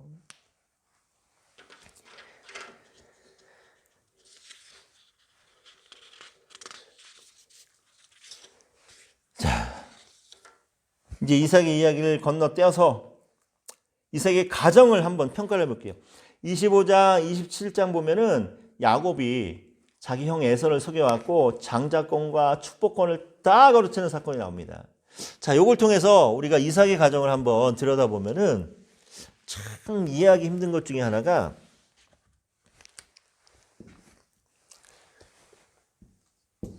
이삭, 리브가. 이삭은 누굴 사랑했어요? 에서를 사랑했습니다. 리브가는 누굴 사랑했습니까? 야곱을 사랑했습니다. 똑같이 한시에 자기 배 아파가면서 낳은 아들들인데 이삭은 그냥 막 남자답고 사냥 잘해오는 씩씩한 에서를 사랑했고 리브가는 얌전하게 집안일 도와주는 둘째 아들 야곱을 사랑했습니다. 그 이유가 뭐였을까요? 이삭과 리브가가 결혼한 장면을 보면은 이 결혼을 누가 주도하냐면은 리브가가 주도해 나갑니다. 여장부 스타일인 거죠. 근데 이삭의 삶을 뒤돌아봤을 때 우물 팠다가 딴 사람이 우물 차지하고 빼앗으면은 또 저기 가서 그냥 우물 다시 파고 계속 우물을 옮겨가는 것을 보면서 누군가가 다투기 싫어하는 정말 조용하고 내성적인 성격이었다라는 것을 우리가 볼 수가 있죠. 그러니까 이삭은 그런 자신의 성격이 그러니까 자기하고는 정반대의 성향을 가진 에서를 사랑하는 거야. 근데 리브가는 반대로 자기가 여자임에도 불구하고 여장부 스타일이기 때문에 오히려 에서보다는 얌전하게 자기 엄마 도와주는 얌전한 야곱이 더 사랑스러운 거지. 그렇죠? 어쨌든 이 이삭과 리브가가 자기 아들들을 이렇게 편애하는 이 편애 때문에 정말 비극이 일어납니다. 이삭은 뭘 잘못했어요? 원래 큰아들과 둘째 아들에게 유산을 상속할 때 2대 1로 상속합니다. 근데 이삭은 에서에게 모든 걸 다 주려고 합니다. 리브가는 에서와 야곱이 태어날 때 알고 있었죠. 뭘 알고 있었습니까? 하나님께서 큰 자가 작은 자를 섬길 것이다 라고 하는 예언의 말씀을 듣고 리브가는 알고 있었습니다. 근데 그러면은 하나님의 때를 기다리고 하나님의 방법대로 해야 되는데 지금 리브가는 사람의 방법을 통해서 사람의 때로 사람의 시간으로 이것을 앞당기려고 한다면 리브가도 잘못하고 있습니다. 야곱은 리브가 엄마의 말을 듣고 형을 속이고 이삭을 속이면서 모든 것을 다 가로채고 합니다. 에서는 팥죽 한 그릇에 자기의 장자의 명목과 모든 것을 다 팔아버릴 만큼 이런 것들을 소리하는 사람이었습니다. 다 잘못했어. 이삭도 잘못했고 리브가도 잘못했고 에서도 잘못했고 야곱도 잘못했고. 우리가 이삭의 가정을 이렇게 들여다볼 수 있어야 돼요. 자, 그렇다면은 어쨌든 이 사건 때문에 야곱이 자기 어머니, 아버지, 또 형과 떨어져서 20년이나 되는 오랜 세월 동안을 외삼촌 집에서 이제 살아가게 되는데, 자, 그 이야기를 또 이제 한번 해볼게요. 이삭이 도망가는 중에 28장을 보면은 이삭이 외삼촌 집으로 가는 그 여정이 독특해요. 자, 뭐가 독특하냐면은 자, 28장 보면은 야반도자는 이제 야곱의 이야기가 베델을 거쳐서 자기 외삼촌이 살고 있는 하란으로 갑니다. 요 여정은 자기 할아버지 아브라함이 하나님의 약속의 말씀을 듣고 하란을 거쳐서 베델에서 단을 쌓고 가나안 땅에 정착하는 것과는 정반대의 여정이죠. 그렇죠? 이걸 통해서 말하고 싶은 게 뭐예요?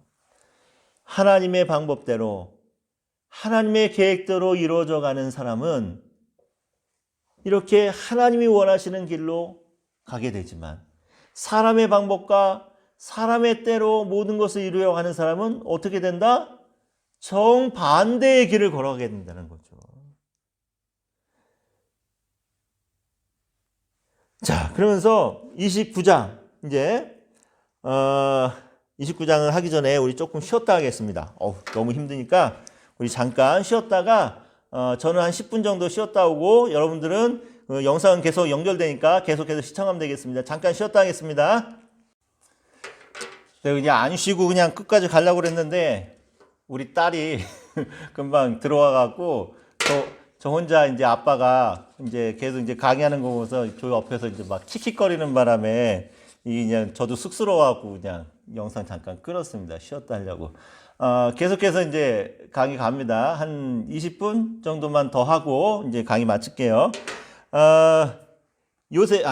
야곱 얘기하고 요셉 얘기만 좀 잠깐 하고 이제 강의를 마치겠습니다.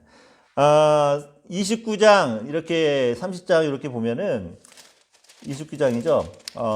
야곱이 야반도주 해갖고 자기 외삼촌 집 앞에 갔을 때 누구를 만나게 됩니까? 라헬을 만나게 되죠.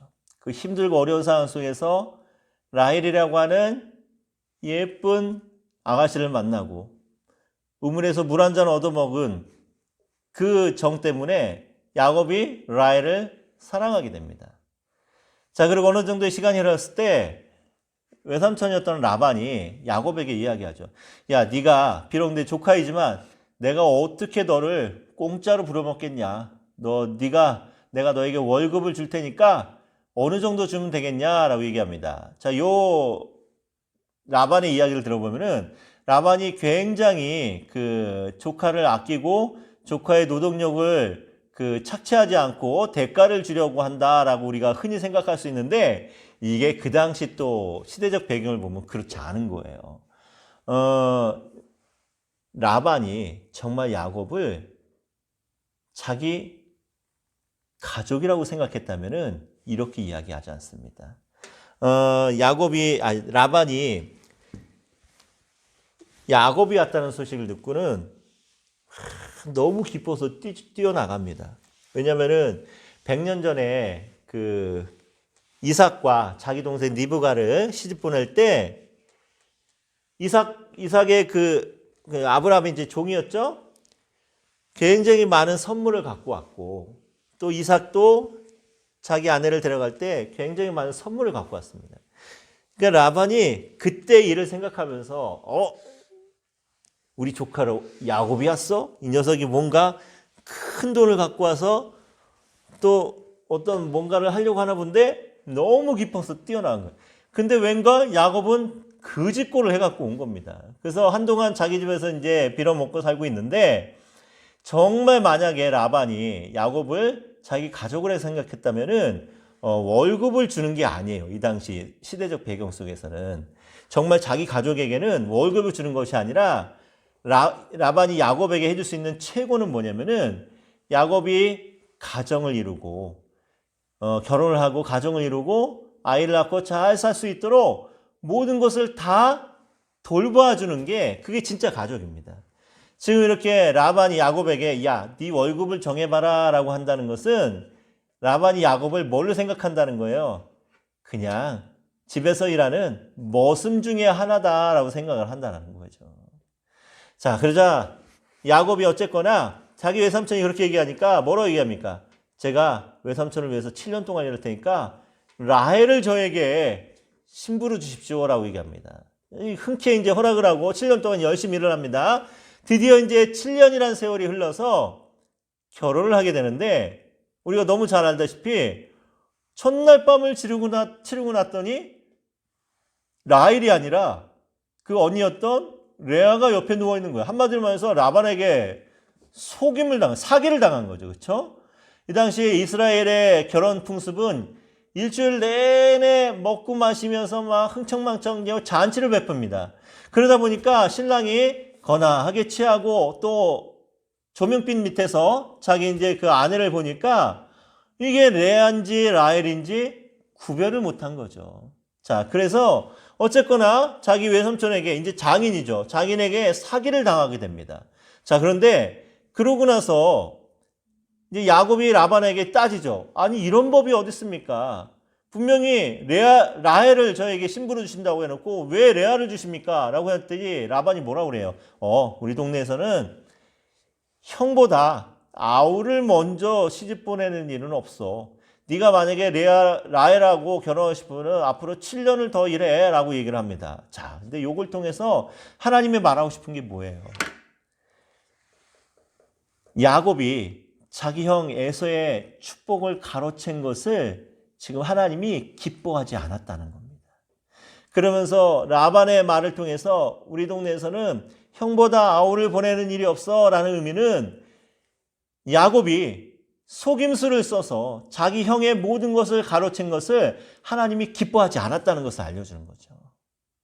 자, 그러고 나서 어쨌거나 야곱이 앞으로 7년을 더 일하고 자그마치 14년이라는 긴 세월을 일을 해서 라헬을 아내를 맞이하게 됩니다. 자, 그러고 나서 20여 년의 세월 동안 야곱이 자기 외삼촌 라반에게 착취를 당하죠.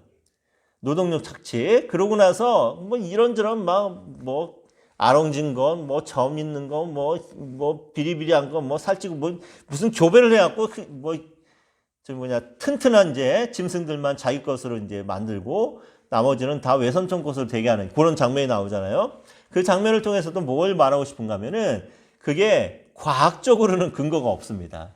이렇게 하신 분이 누구냐면은 하나님이 그렇게 하셨다는 것을 강조하는 거죠.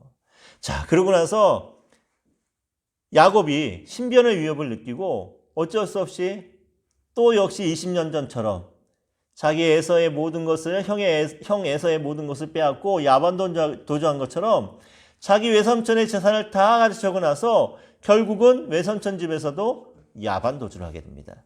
그러고 나서 정말 결정적인 사건을 맞이하게 되죠. 33장, 32장 후반부터 33장에 거쳐서 야곱의 인생을 완전히 바꾸어 놓는 사건이 하나 생기죠. 야복강에서 천사와 씨름하는 사건이 나옵니다. 자, 야곱이 고향으로 돌아가는 중에 야복강 나루에 머무르게 됐는데 소식을 들은 거예요. 어떤 소식을 들었냐면은 자기 형 에서가 군사들을 이끌고 400명에 되는 군사들을 이끌고 자기를 만나러 온다는 겁니다. 이 야곱이 겁이 덜컥 난 거죠. 아직 우리 형이 나에 대한 원한이 풀어지지 않았나 보다. 막 걱정하고 근심을 합니다. 그래서 이 약복강에서 이 나루토에서 야곱이 막 고민을 하는데 자 어떻게 행동을 하냐면은 야곱이 떼를 지어서 보내는 거예요. 보내는데 어떻게 보내는가 하면은 먼저 야곱엔 4명의 부인이 있었잖아요. 2 여종과 그 자식들을 앞장서 보냅니다. 물론 이 앞에는 이제 가축들을 먼저 보내지만 여종과 자식들을 앞장서 보내고 그 뒤에 누구를 보내냐면은 자기가 평생 사랑하지 않았던 레아와 그 자식들을 그 뒤에 보냅니다. 그리고 제일 뒤에 누구를 보내냐면은 자기가 평생을 두고 사랑했던 라헬과 그 아들이었던 요셉. 베냐민은 아직 태어나기 전이었기 때문에 라헬과 요셉을 제일 뒤에 보냅니다. 그리고 자기는 야복강에서 그냥 고민하는 거예요. 무슨 고민했겠어요? 도대체 어떻게 해야지 이 위기를 벗어날 수 있을까? 자, 요 순서대로 보낸 이유가 뭘까요, 여러분? 이 정말 야곱이 얼마나 간교한 사람인지 나타납니다. 제일 먼저 종들과 가축을 보내고 나서 만약에 에서가 자기를 죽이려 오는 거면은 종들과 가축들을 죽이는 동안 뒤로 빼돌리는 거야. 그러다가 여종과 자식들을 죽이는 동안 또 이들을 빼돌리는 거고 레아와 자식까지 죽이게 되는 경우는 어떻게든 라헬과 요셉만큼은 뒤로 빼돌려서 얼른 냅다 도망가야겠다라는 생각으로 요 순서대로 강을 건너게 합니다. 그리고 자기는 혼자 남아서 어떡하지 막 고민하고 있는 거예요. 정말 나쁜 놈이죠. 그렇죠? 아무리 여종과 자식들이라 할지라도 아무리 사랑하지 않은 아내와 자식들이라 할지라도 자기가 남편이고 아버지인데 어떻게 이런 일을 하냔 말이에요. 그렇죠? 근데 야곱이 이런 사람이었다는 겁니다. 자, 근데 갑자기 이 칠흑과 같은 어둠 속에서 어떤 사람이 다짜고짜 나타나갖고 야곱하고 씨름을 하기 시작합니다. 이 씨름이 얼마나 치열했는지 밤새도록 씨름을 하는 거예요. 자, 근데 제가 중학교 때 한 일주일 동안 씨름부로 살았던 적이 있습니다. 왜 이런 일이 벌어졌냐면은 제가 중학교 시절 1983년, 84년, 85년 요때였는데 요때 뭐가 진짜 선풍적인 그 유행이었었냐면은 지금은 이제 은퇴하셨지만 그 당시 이만기 선수가 씨름판을 제패했던 그 시기가 그래서 전국적으로 씨름 열풍이 불었던 해가 바로 그때였습니다. 제 중학교 시절 때. 그래서 제가 다니던 중학교에 처음 씨름부가 이제 생기게 되는데 씨름부 생기고 나서 한 6개월 정도 이제 시간이 흘러서 체육 시간에 이제 씨름을 했어요. 근데 우리 반 씨름부 한 3명인가 있었는데 제가 그 씨름부를 다 이겨버린 거예요. 저는 한 번도 배워본 적도 없는데 그냥 힘으로 이겨버린 거예요. 씨름부를. 그러니까 씨름부 코치님이 그 모습을 보더니 이야 너는 이만기 선수를 이을 우리나라 씨름계 유망주다 해갖고 저를 쫓아다니면서 넌 씨름을 해야 된다고 하면서 그래서 어쩔 수 없이 일주일 동안 그 씨름부에 끌려나갔던 적이 있습니다. 자, 근데 제가 처음 씨름부에 갔는데 이 씨름부 코치 선생님이 가르쳐주는 제일 첫 번째 기술이 뭐냐면은 삿발을 잡는데 어떻게든 깊이 그리고 절대로 삿발을 놓치지 말라는 거예요. 자, 오늘 야곱이 그 씨름의 기술을 알았는지 이 사람을 끝까지 붙들고 늘어집니다. 어떠한 고통이 있기까지 자기의 엉덩이뼈 골절이 될 때까지 엉덩이뼈라는 것은 어떤 의미가 있냐면은 우리는 알잖아요. 야곱하고 씨름한 이 대상이 누군지 하나님이 야곱과 씨름을 하는 거죠. 그렇죠? 근데 하나님이 지금 어디를 쳤냐면 엉덩이뼈를 딱 가격을 한 거야. 이 엉덩이뼈를 가격했다는 건 어떤 의미냐면은 이 엉덩이 깊은 곳 한마디만 해서 야곱의 그 뭡니까? 급소를 공격했다는 거지. 여러분 남자분들은 아시겠지만 뭐 이렇게 운동하다가 뭐 이렇게 장난치다가 한번 맞으면은 이 정말 진짜 별이 번쩍거리고 반은 죽지 않습니까? 근데 엉덩이뼈가 골절된 정도로 정말 큰 타격을 받았다는 거는 이건 죽지 않은 것이 기적인 거죠. 근데 이렇게 고통 속에서도 야곱이 끝까지 붙들고 늘어집니다. 새벽이 동이 틀 때까지. 그때 하나님이 야곱에게 뭘 물어봐요? 야, 네 이름이 뭐냐? 라고 물어봅니다. 여러분, 이 의미가 뭘까요? 너의 이름이 무엇이냐? 라는 것은 정말 하나님이 야곱의 이름을 몰라서 물어본 걸까요? 그렇지 않습니다. 이 질문의 의미는 뭐냐면은, 야, 너 여태까지 어떻게 살았는지 너 알지? 너 야곱으로 살은 거 너 알지? 네 형을 속이고 네 아버지 속이고 네 외삼촌 속이고 속고 속이는 인생의 연속인 거 너 알지? 라고 하면서 지금 야곱의 인생에 대해서 하나님이 딱 치고 들어오는 거예요. 그때 야곱이 뭐라고 대답합니까? 네, 야곱입니다 라고 대답을 합니다. 이 말의 의미는 뭡니까? 맞습니다, 하나님. 제가 야곱처럼 살았습니다. 우리 형 모든 거 다 빼앗고 아버지 속이고 외삼촌 속이고 이런 비열한 인생을 살았습니다. 하지만 이제부터는 지금부터는 내가 아버지하고 씨름하고 형하고 씨름하고 외삼촌하고 씨름하는 사람이 아니라 이제는 하나님을 붙들고 씨름하는 사람이 되겠습니다 라고 하면서 야곱이 끝까지 붙들고 늘어지는 거예요. 그러면서 뭐라고 얘기합니까? 나를 축복해 주지 않으면 내가 절대로 보내지 않겠다고 하면서 끝까지 버티는 거예요. 붙들고 늘어지는 거예요. 자, 이 사건을 통해서 하나님이 야곱에게 새로운 이름을 주시죠. 뭐라고? 네가 이제부터는 네 이름을 야곱이라고 하지 않을 것이고 이스라엘이라 부르겠다. 하나님과 및 모든 사람과 겨루어 이겼다, 승리했다라고 하는 이름을 바꿔주십니다. 여러분, 제가 이름 하니까 생각나는 사건들이 있는데 제 이름이 김일선. 그렇죠? 제가 1970년생이니까 여러분 1970년 77년부터 저는 국민학교 시절을 이제 보냈지 않습니까?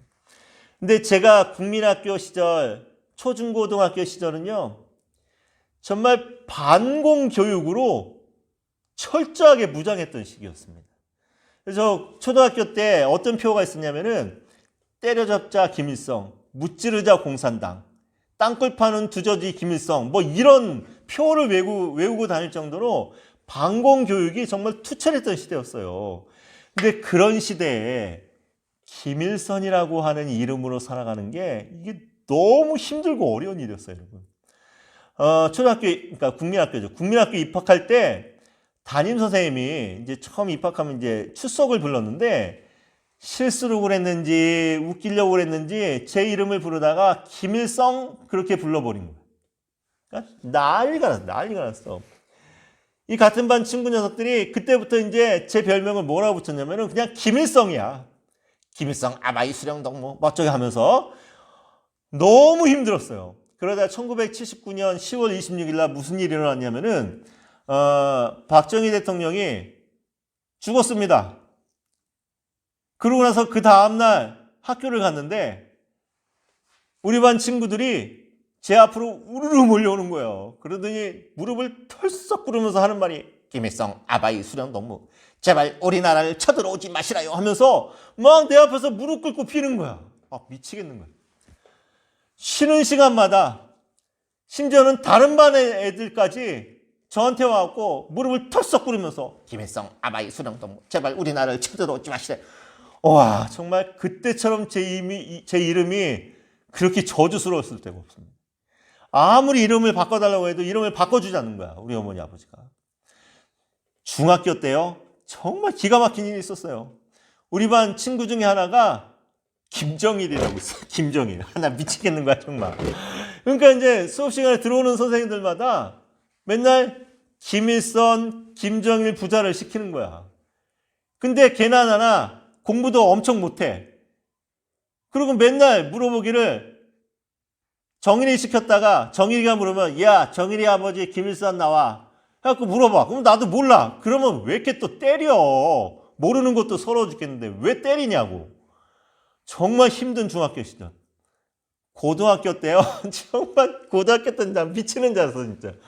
고등학교 때 이제 50 전두환 시절이 지나고 이제 노태우 정권으로 이제 들어가는 시기였는데 우리 반 친구 중에 나 미치겠어, 진짜. 전두만이라고 있었죠. 전두만. 그러니까 맨날 선생님들이 들어와갖고 북측 대표 김일선, 남측 대표 전두만을 시키는 거야. 게다가 그 중에 또 친구놈 하나는 이병철이라고 있었네. 그 옛날에 죽은 삼성그룹 이제 그 창업자 이병철. 우와, 진짜 들어오는 선생님들마다 야, 재벌 이병철, 야, 북측 대표 김일선, 남측 대표 전두만 해갖고 우리 셋만 시키는데 셋 다 공부도 못해. 맨날 물어보면 몰라. 그럼 또 왜 그렇게 때려? 요즘 같았으면은 그냥 핸드폰 카메라 촬영해갖고 그냥 학교 폭력, 이런 걸로 그냥 신고라도 해버리지. 그때만 하더라도 그냥 스승의 그림자도 안 밟는다라는 그런 시기였기 때문에 때리면 때리는 대로 맞는 거야. 왜 맞는지도 모르겠어. 모르는데 왜 때리냐고 도대체. 모르는 것도 서러운데. 정말 힘든 고등학교 시절을 보냈습니다. 그러다가 김일성이 언제 죽었냐면은 1994년 8월 며칠이었지? 8월 며칠 날 죽었어요. 7월 며칠인가? 제가 그 소식을 어디서 들었냐면은 지금은 없어졌는데 종로에 예전에 종로 2가에 종로 서적이라고 있었습니다. 그 2층이 기독교관이었는데 거기서 이제 또 주일학교 이제 자료 이렇게 찾아보다가 김일성이 죽었다는 소식을 듣고 뉴스가 나오는데 저도 모르게 대한민국 만세를 불렀다니까. 너무 기뻐갖고 그동안 그 수십 년 동안 그 이름 때문에 겪었던 서름이 막 북받쳐 올라오는 거예요, 여러분. 자, 근데 뭐 하다가 지금 야곱의 이름 바꿔주는 거. 여러분 그 이름이라는 것이 그래서 그 사람의 모든 성격과 그 사람의 모든 인생과 이런 것을 다 대변해 주지 않습니까? 그 이름 잘 지어야 된단 말이지. 근데 야곱, 남의 것 빼앗는 자, 갈취하는 자. 제 이름 김일선은 무슨 뜻이냐면요. 날일자에 착할 선자. 그래서 인생이 너무 피곤해. 매일 착해야 되니까. 어쨌거나 이름이 있는데 성경에서 이름을 바꿔준다는 의미는 어떤 의미가 있냐면요. 내가 너의 인생을 책임지겠다라는 겁니다. 하나님이 야곱의 이름을 바꿔줍니다. 이제는 남의 것 빼앗는 자가 아니라 남의 것 갈취하고 사기치는 자가 아니라 당당하게 하나님과 겨루고 사람들과 겨루어서 승리하는 승리의 이름으로 바꿔주겠다. 승리하니까 그 또 최승리라고 하는 놈 생각나. 죽일로 하여튼. 어쨌든 네가 하나님과 사람들과 더불어 이루었다, 이겼다라고 하는 이스라엘이라고 하는 이름으로 바꿔주겠다 하면서 하나님께서 이스라엘로 바꿔주셨습니다. 책임져 주겠다는 거죠. 근데 놀라운 것은 오늘 우리에게도 하나님께서 새로운 이름을 주신 거예요. 제가 김일선이라고 하는 이름으로 정말 힘들고 어려운 시절을 보냈지만 저에게 새로운 이름을 부여해 주셨는데 그 이름이 뭐냐면은 제 이름 석자 앞에 성도라고 하는 이름을 붙여주셨더라는 거죠. 우리가 전도사이기 전에 목사이기 전에 우리 모두가 하나님의 거룩한 성도인 줄 믿습니다. 성도 김일선. 그렇죠, 여러분? 우리에게 이렇게 새로운 이름을 주셨습니다. 그래서 지금까지와는 하나님을 알기 전에는 하나님과 씨름하기 전에는 우리가 마음대로 세상에서 살아갔던 인생이었지만 야곱 같은 인생이었지만 야복강에서 씨름하고 이스라엘이라고 하는 이름을 받았던 야곱처럼 우리가 하나님을 만나고 그리스도를 구주로 영접하고 이제는 하나님을 붙들고 살아가는 우리에게 성도라고 하는 새로운 이름을 주셔서 이제 우리는 완전히 새로운 인생을 살아가게 됐다는 거예요. 여러분 야곱이 이스라엘이라고 하는 이름을 받고 나서 놀라운 변화가 일어납니다. 자, 어떤 변화가 일어나냐면은 33장을 한번 읽어볼게요. 33장 1절, 2절까지 한번 읽어봅니다. 야곱이 눈을 들어보니 에서가 400명의 장정을 거느리고 오고 있는지라 그의 자식들을 나누어 레아와 라헬과 두 여종에게 맡기고 여종들과 그들의 자식들은 앞에 들고 레아와 그의 자식들은 다음에 두고 라헬과 요셉은 뒤에 두고 여기까지. 자, 1절과 2절을 봤는데 아까 야복강 건너기 전에 요 순서 그대로입니다. 변한 건 없습니다. 자, 근데 뭐가 변했냐면은 3절 말씀, 33장 3절. 자기는 그들 앞에서 나아가되. 이게 달라진 거예요. 하나님을 만나서 씨름하기 전에는 이스라엘이라고 하는 이름을 얻기 전에 야곱으로 살았을 때는 요 순서대로 보내고 나서 자기는 제일 뒤에 남아갖고 어떻게 하지 라헬하고 요셉을 빼돌릴 수 있지? 요거 궁리했던 야곱이 이제는 제일 앞장서서 나가더라는 거예요. 이 순서는 변함이 없지만 정말 중요한 거 이제는 죽어도 누가 먼저 죽겠다? 내가 먼저 죽겠다는 거야. 내가 먼저. 내가 먼저 죽을 테니까 이제는 내 가족들을 내 죽음으로 대신 살리겠다라고 하는 전혀 새로운 인생으로 바뀌더라는 거예요. 오늘 우리도 이와 같이 변화가 있어야 될 줄 믿습니다. 우리가 하나님과 만나서 하나님과 씨름하기 전에는 야곱처럼 이렇게 비열한 인생을 살았을지 모릅니다. 하지만 이제 하나님을 알고 이제는 사역자라고 하는 이런 정말 막중한 신분, 이런 은혜를 받았다면은 이제는 제일 앞장서서 나가서 내가 먼저 희생하고 내가 먼저 수고하고 내가 먼저 손해볼 줄 아는 그런 성도의 모습, 또 그런 사역자의 모습으로 살아가야 되지 않겠냐는 거지. 자, 야곱의 가장 중요한 사건, 약복강 이야기 이렇게 이제 마치고 요셉 이야기 하나만 하고 이제 마치겠습니다. 자, 요셉이 굉장히 굴곡이 심한 인생을 살았습니다. 그렇죠? 저는 요셉을 생각하면은 마음이 짠해요. 왜 짠하냐면은 그래도 요셉은 성경을 읽어보면은 굉장히 성공한 사람의 대표자잖아요. 그렇죠? 애굽의 총리가 됐으니 당대 최고 강대국이었던, 그러니 요셉은 굉장히 축복받은 사람이고 굉장히 성공한 인생이죠. 자, 그런데 요셉의 인생을 들여다보면은 얼마나 외로운 사람입니까? 그렇죠? 그 17세의 나이에 어머니도 일찌감치 돌아가시고 그저 아버지 사랑 하나 받다가 형들한테 미움받아갖고 어떻게 돼요? 노예로 팔려가고 죽을 고비 넘기고 노예로 팔려가서 가정총무 역할을 하다가 괜히 주인집 여자한테 유혹당해갖고 그거 유혹 뿌리치는 바람에 강간미수범으로 누명 쓰고 감옥에도 갇히고, 그 요셉의 평생의 삶을 들여다보면은 너무 외로운 인생인 거야. 그 인생이 얼마나 힘들고 외로웠겠습니까? 그렇죠? 자, 그런데 요셉의 인생이 또 완전히 최고의 그 전환점을 맞이하는 사건이 어떤 사건입니까? 요셉이 총리가 되고 7년 한 달을 다 이제 그 잘 지내고 있는 중에 형들이 찾아오잖아요. 양식을 얻으러. 처음에는 모른 척 하다가 드디어 이제 자기 이제 신분을 밝힙니다. 그때 형들이 덜덜덜 떠는 거죠. 왜? 자기들이 죽이려고 했던 요셉이, 동생이 애굽의 총리가 돼서 자기들 눈앞에 있으니 얼마나 두려웠겠어요. 근데 그때 요셉이 뭐라고 위로하냐면은, 형님들 걱정하지 마십시오. 형님들이 나를 판 것이 아니라 하나님이 우리 가족을 구원하기 위해서 나를 먼저 보낸 겁니다. 라고 하면서 형들을 위로합니다. 그러면서 형들이 집으로 돌아갈 때 선물을 주는데 뭘 선물을 주냐면은 옷을 선물해요. 옷. 저는 요 말씀을 읽으면서 너무 가슴이 뭉클했어요.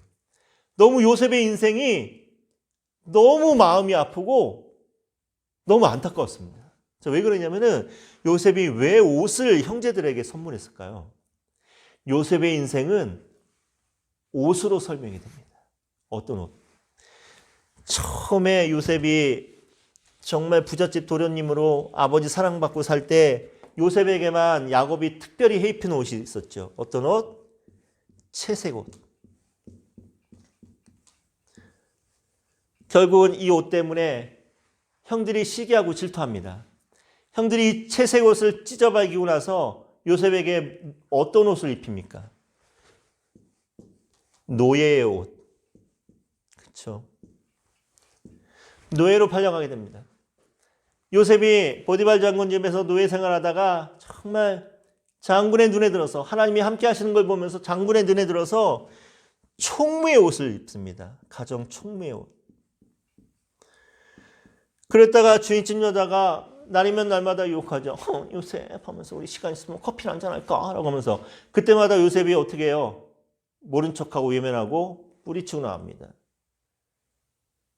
우리 주인이 나에게 금한 것은 당신밖에 없는데 내가 어떻게 하나님 앞에 득지하리요? 딱 거절합니다. 결정적인 순간, 이날도 요셉이 집에서 일을 보고 있을 때 이 보디발 장군의 부인과 요셉 둘밖에 남지 않았습니다. 그때 이 여자가 아예 그냥 노골적으로 요셉의 옷자락을 붙들고 이야기하죠. 요셉 우리 뜨거운 밤을 보내 하면서 막 이제 유혹을 합니다. 그때 요셉이 어떻게 합니까? 겉옷을 내버리고 도망을 갑니다. 이 사건 때문에 이 여자가 총무의 옷을 벗기고 어떤 옷을 입혀요? 죄수의 옷을 입히죠. 감옥에서 살고 있던 요셉이 바로의 꿈을 해석하고 나서 인생의 완전 전환점을 맞이하죠. 어떤 애굽의 총리가 되는 총리의 옷으로 갈아입게 됩니다. 요셉의 이 굴곡진 인생을 들여다보면 정말 중요한 순간마다 요셉의 옷이 자기의 의지와는 상관없이 계속해서 옷을 갈아입습니다. 형들에게 이 옷을 선물했다는 의미는 자기의 평생의 삶을 뒤돌아보니까 매번 옷을 갈아입을 때마다 얼마나 힘들고 고통스러웠는지를 그 옷을 선물하는 것을 통해서 요셉이 자기의 마음을, 자기의 삶을, 인생을 형들에게 보여주는 거예요. 저는 그 모습을 보면서 그 말씀이 얼마나 마음이 뭉클해지는지 몰랐어요. 요셉의 인생, 이렇게 때때마다 옷을 갈아입으면서 이 굴곡진 인생 속에서도 요셉은 무엇을 고백했어요? 하나님의 섭리하심을 고백했다는 거. 오늘 우리가 평생을 살아가면서 수많은 옷을 갈아입을 줄 믿습니다. 존귀한 옷을 입을 때도 있지만 정말 우리가 바닥을 찍는 비천한 옷을 입을 때도 있을 겁니다. 하지만 그때마다 여러분 요셉처럼 매 순간마다 이런 굴곡진 인생 속에서 하나님의 섭리를 고백하고 하나님의 뜻을 구하면서 하나님과 함께 동행하는, 그래서 진정한 형통의 복을 누리는 여러분 되기 바랍니다. 여러분, 진정한 형통이라는 게 뭘까요? 우리가 소원하는 거, 기도하고 계획하는 게 다 잘 이루어지는 게 형통이 아니에요. 성경적인 형통의 의미는 하나님의 뜻과 계획이 나를 통해서 이루어지는 것. 이것이 진짜 형통입니다. 바로 이와 같은 형통의 복을 누리며 살아가는 우리 모두가 되길 바라고, 또 이번 한 주간 건강하시고 우리 다음 주에 또 건강하게 만나서 다음 주에 출애굽기 우리 또 공부하도록 하겠습니다.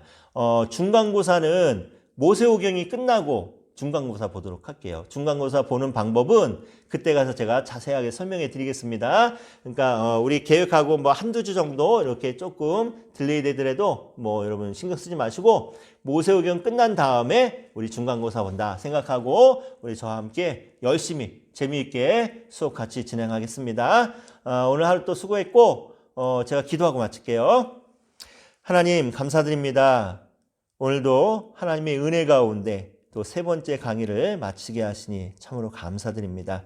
하나님 도와주셔서 오늘 우리 모든 학생들의 삶 가운데 하나님 동행하여 주시고 또 진정한 형통의 복을 내려주셔서 계획하고 기도하고 소원하는 모든 것들이 하나님의 뜻과 계획 가운데 하나하나 이루어져 갈 수 있도록 축복하여 주시옵소서. 건강 붙들어 주시고 또 한 주간의 모든 삶 가운데 승리하게 도와주시고 우리 하나님 영광 드러낼 수 있는 귀한 사역자들 될 수 있도록 축복하여 주시옵소서. 모든 것 주님께 맡기고 예수님의 이름으로 기도드렸습니다. 아멘. 네, 수고하셨습니다. 우리 다음 주에 또 만나겠습니다.